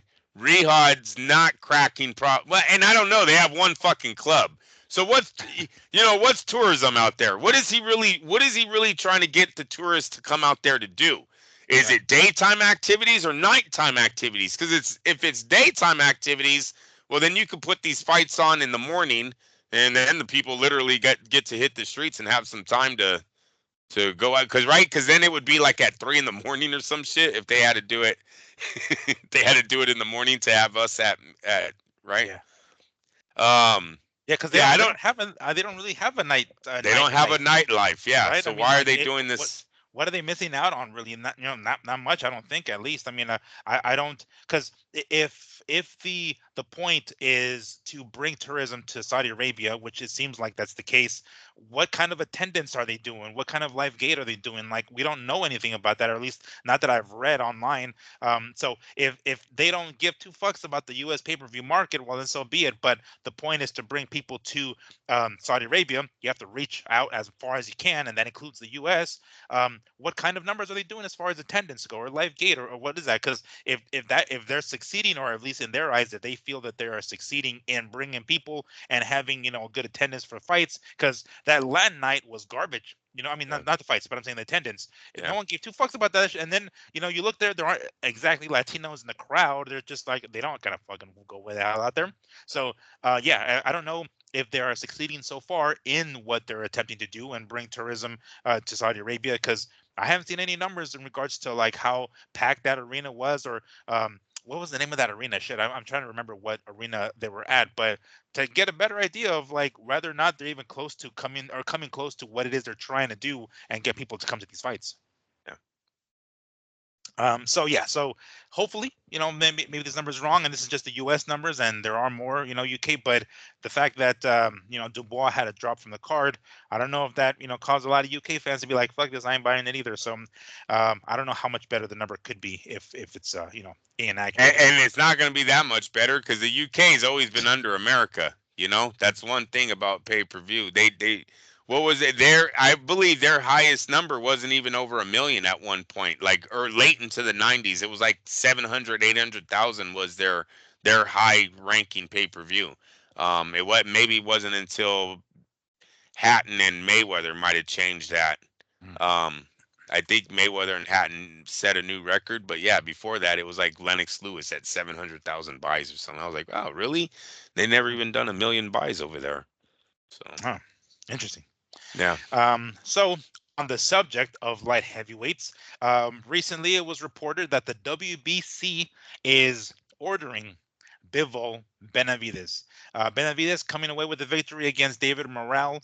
In doing so, earned himself a number 1 contender spot. They gave him a WBC belt. I don't know if that's interim or what the hell, but regardless, they went ahead and gave him a belt, and that basically put him in line to be next against whoever wins between Bivol and Beterbiev in the rematch, and Bivol came away with the victory. However, it has been said many times by Turki Al-Sheikh that he wants to make the third fight between Beterbiev and Bivol. So at no point did they specify that we're going to get Benavidez versus Bivol first, or we're going to get the trilogy to be completed first, and then Benavidez, I don't know, taking some side money, I guess, or what is it called, step aside money, while he waits in the sidelines and wait until somebody, this trilogy plays itself out, and then he ends up getting the winner in the end. Or if Benavidez does what he said he wants to do and potentially go up to cruiserweight and take on somebody like Zurdo Ramirez, although that hasn't been, finalized by any stretch. I haven't heard anything from Ramirez about it. Maybe he is interested in it. I don't know. But this definitely throws a bit of a monkey wrench in this, because we did expect Benavidez to be next. Again, this is going against what Turki Al-Sheikh saying. So whose word is going to win here? Is it going to be Mauricio Sulaiman and WBC saying no, Benavidez is next, or is Benavidez going to be in the same spot that he was at super middleweight, being the number 1 contender for the WBC belts and never getting a crack at Canelo, and just basically being on the sidelines while this trilogy plays out with Bivol and Beterbiev? Something tells me that we're probably going to get the trilogy first. As I don't know, maybe it's just me. I'm just that spitballing here. that's where we need the little soundbite. Anything happens in Riyadh, right? Like it's whatever he wants, right? I mean, and what he said was that it's the third fight. So I'm guessing he's gonna go with the third fight. He loves both men, Mhm. Bivol and Beterbiev. You could tell Turkey Ali Sheik is those are his guys right there. I think they've given him 2 great fights. Why not do a third one? Benavidez is young. He'll be there. So yeah, and then he's just Suleiman's not calling the shots anymore. Sorry, Mhm. I don't think his Turkey Ali Sheik even gives a damn about their ratings. Right. They're champions. He'll buy his own belts. Their belts will even look prettier. I'm sorry, they'll Mm. probably all be real. Right. You Yeah. see, yeah. Not those beaded ones or whatever the fuck it was. Yeah, what the fuck? I'm not even gonna go there. Don't get canceled tonight, Miguel. Let's not get canceled. Yeah, let's not. We're just barely getting off the ground here. Let's go ahead and make sure that we don't get ourselves in some serious trouble. I But don't want to be Lopez. Fucking have the only guy we could get on our show is Telefimo Lopez. I know, right? Yeah, exactly. It's like Lopez, bring us a couple of those do-rags while we're at it, please. We're gonna jump on the fucking bandwagon at this point. Might as well, Jesus. But yeah. So it seems as though I mean I suspect that Mauricio is gonna probably be like, okay. I mean, who knows to what degree, but I'm sure um, I'm sure Turki Sheik and Mauricio Sulaiman are going to have a very, very deep, thorough conversation as to what's going to happen next, and we can pretty much figure out who the hell's going to come out on top of that one.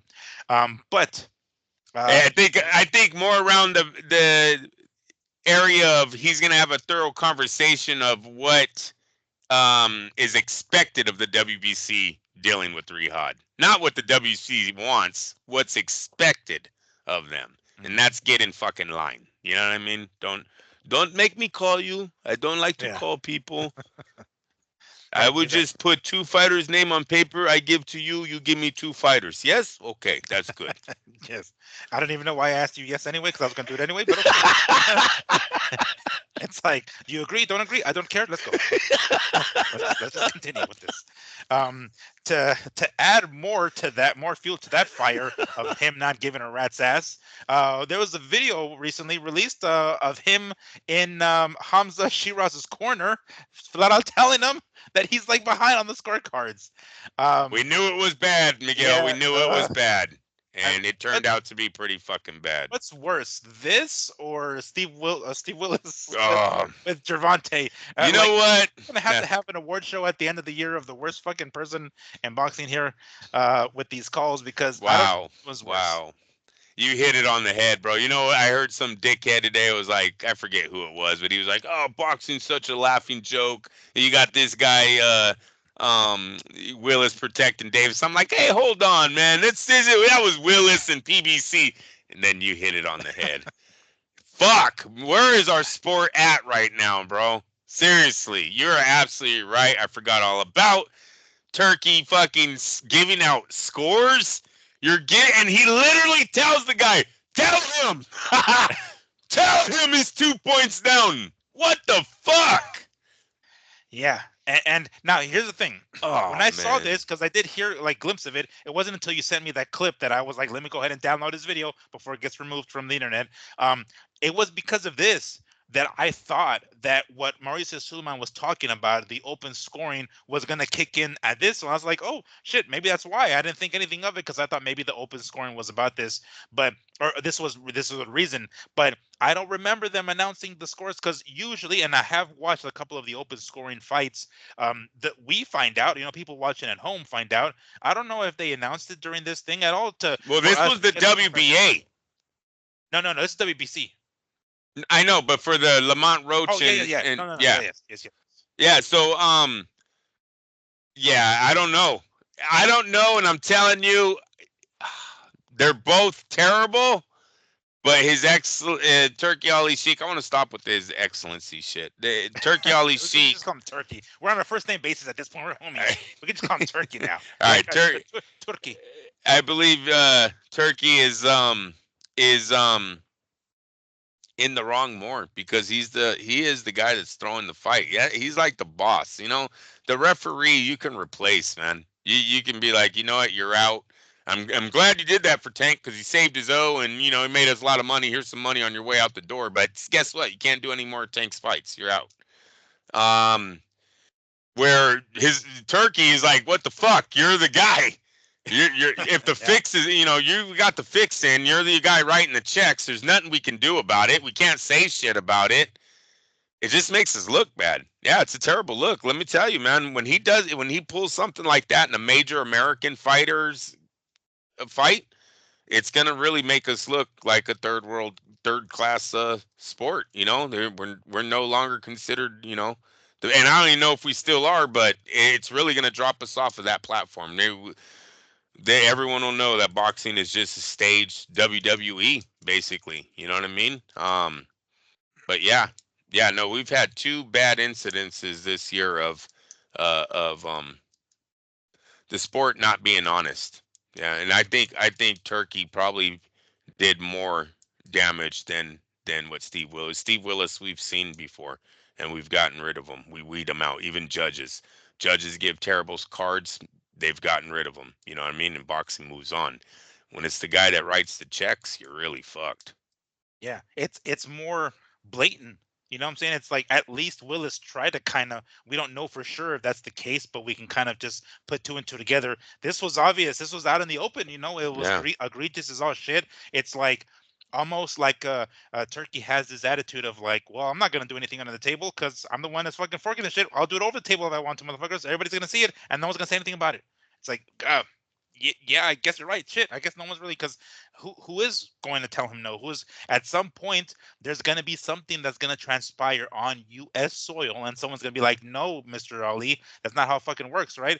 Or Al Sheikh, and then he's going to be like, "Hold on, what? You're telling me no?" Fool? Like, yeah, we ain't in your country, homie. Sorry, this is the way it works here in this athletic commission, New York State and Nevada State Athletic Commission, yada yada yada, and someone's going to have to put an end to that, and it's going to rub him the wrong way. And how's that going to go? yeah.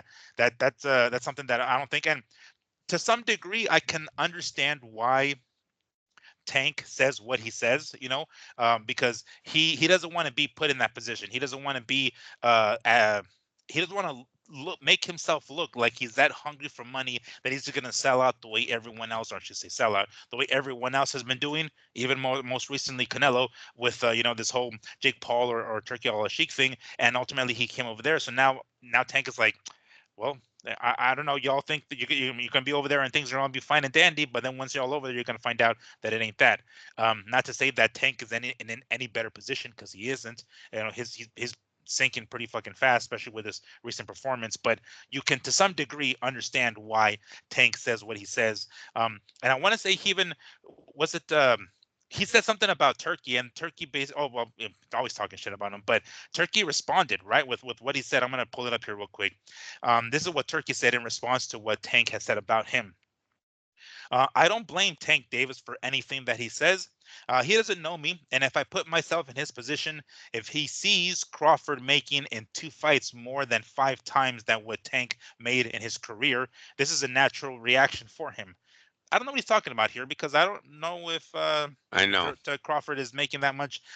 Is there something that he's not telling us? Maybe reported 2 point something million dollars against Madrimov, but somewhere else he got a lot more. I don't know. It's Uh, either that or Tank is lying about his $30 million yeah, guarantees and his $15 million.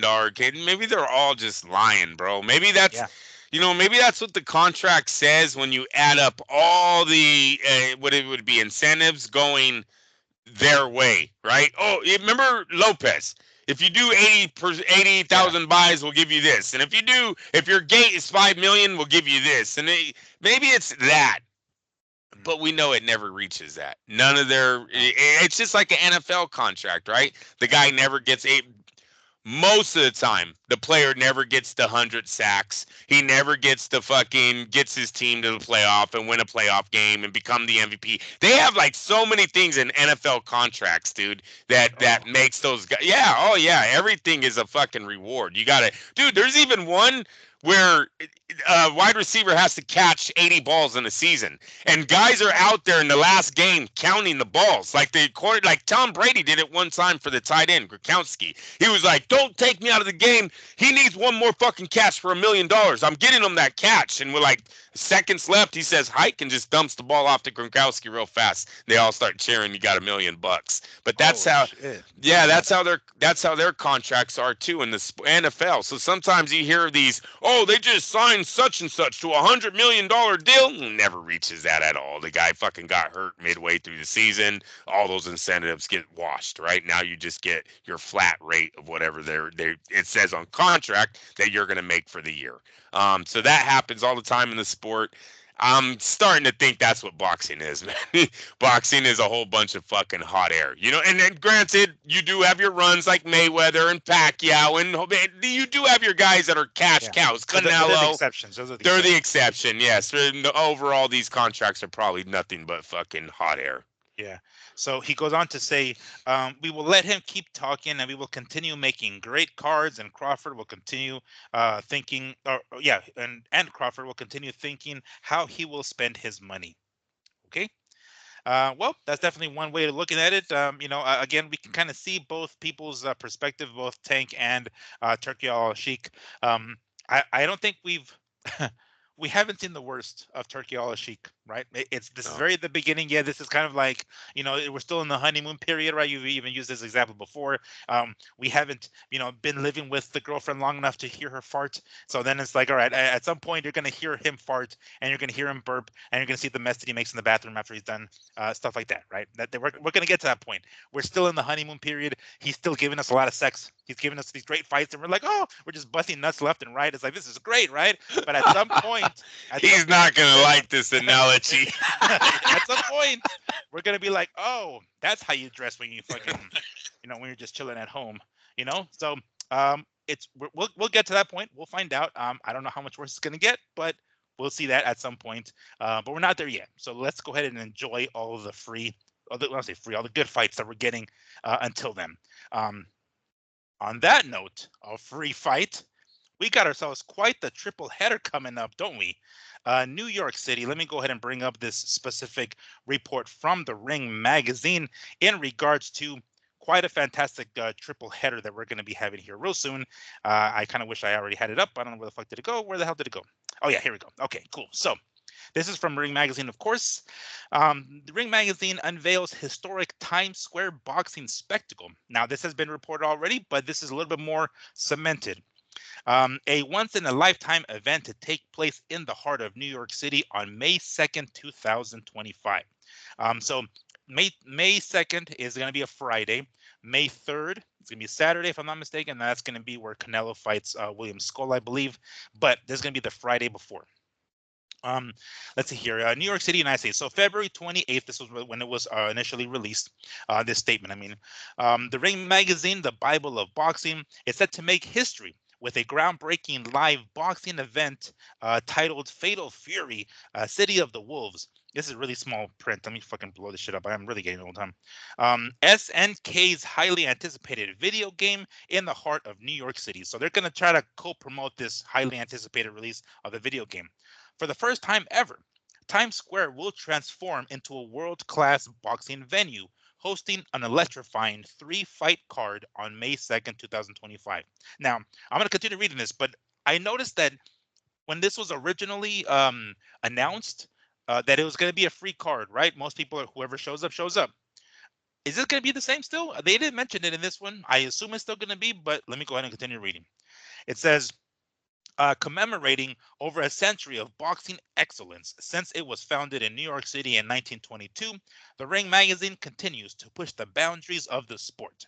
This landmark event will not only honor boxing's storied past, but also redefine its future by bringing the raw energy of the ring to one of the most iconic locations in the world. The fight card, titled Fatal Fury, City of the Wolves, features some of the sport's most dynamic, high profile talents. This is a triple header, so we're going to have as main event, it appears, Ryan Garcia taking on Rolly Romero, Devin Haney taking on Jose Carlos Ramirez, and Teofimo Lopez taking on Arnold Barbosa Jr. Oh shit. All right. Boxing fans across the globe will have the opportunity to witness this monumental night via pay-per-view. Okay. Ensuring that the action reaches audiences far beyond Times Square. With this event, the Ring magazine is not only paying homage to his legendary roots, but also pioneering a new era of sports entertainment. Ooh, I just noticed that. Sports entertainment. I don't know if you know this, but that's what Vince McMahon calls professional wrestling. He doesn't like Yeah, calling it wrestling. He likes calling it sports entertainment. Wow. yeah. Blending tradition with innovation. This unprecedented spectacle will also mark a unique collaboration with SNK's highly anticipated video game release, Fatal Fury City of the Wolves, launching April 24, 2025 on PS5, yada, yada, yada. Merging the two worlds, or merging the worlds of live sports and gaming in an experience never before seen. After 26 years of Fatal Fury, this goes about the video game. Don't get too focused about that. As the Ring Magazine continues to shape the history of boxing, Times Square boxing event is set to redefine moment where it's the spirit. All right, cool. Everything else is just BS. All right, but anyway, okay, we're gonna get Ryan versus Rowley. We're gonna get Devin versus Ramirez, and we're gonna get Arnold Barbosa Jr. and Teofimo Lopez. Still, oh shit, still in New York, right? Still in Times Square. We're gonna get what appears to be a free card for the people in attendance, but pay-per-view for us at home. Is it going to be priced the same? I sure hope so. I wouldn't. I have no problem paying Yeah, 50 bucks no for a card problem like paying for this, right? that. So Yeah. even if it is a little bit more, I would still be down to pay, 50 fucking dollars for a card like this. Not bad. I'm down for it. It was officially announced May 2nd. What do you think about that, first and foremost? Well, definitely love the card. It's in the East Coast. Those are three great fights with six known fighters in the boxing world. I mean, this thing's gonna be sold out, bro. I Yeah. expect there to be people. Yeah, I all the way through the streets of New York in this Times Square setup, how they have it looking through the AI picture that the ring Oh released. yeah, I saw that. Yeah. Yeah, I expect it to absolutely look like that because there are so many boxing fans in the East Coast. With this being free, all you got to do is get down to Times Square. They're all going to be there. Yeah. Everybody's going to be there. It's gonna be. I imagine it being like fucking what is it called, Black Friday, when like there's sales, people start just pulling up the night before with chairs and shit and Yeah, everything, and the yeah. little shades and everything, because it's gonna be May. It's gonna be already headed towards summer. It's gonna be still kind of warm, like the tail end of spring. So I anticipate it's gonna look like that. It's gonna be pretty packed. All the people that have never been to a championship fight has the opportunity to see three of them. Three fights, six fighters, all with names. I expect every boxing club, every kid from the ghettos, that don't get out that much. They just got to get down to Times Square to see the big lights. It's a hell of a move by Ali Sheik. I don't know if it's gonna turn into numbers, as far as them profiting again. I don't know what this is all for. But once again, he's eliminating a live gate. Like he just doesn't care, right? Hmm. I don't know how this transitions into people going, you know what? I'm going to go to Riyadh. Look up flight tickets. Yeah.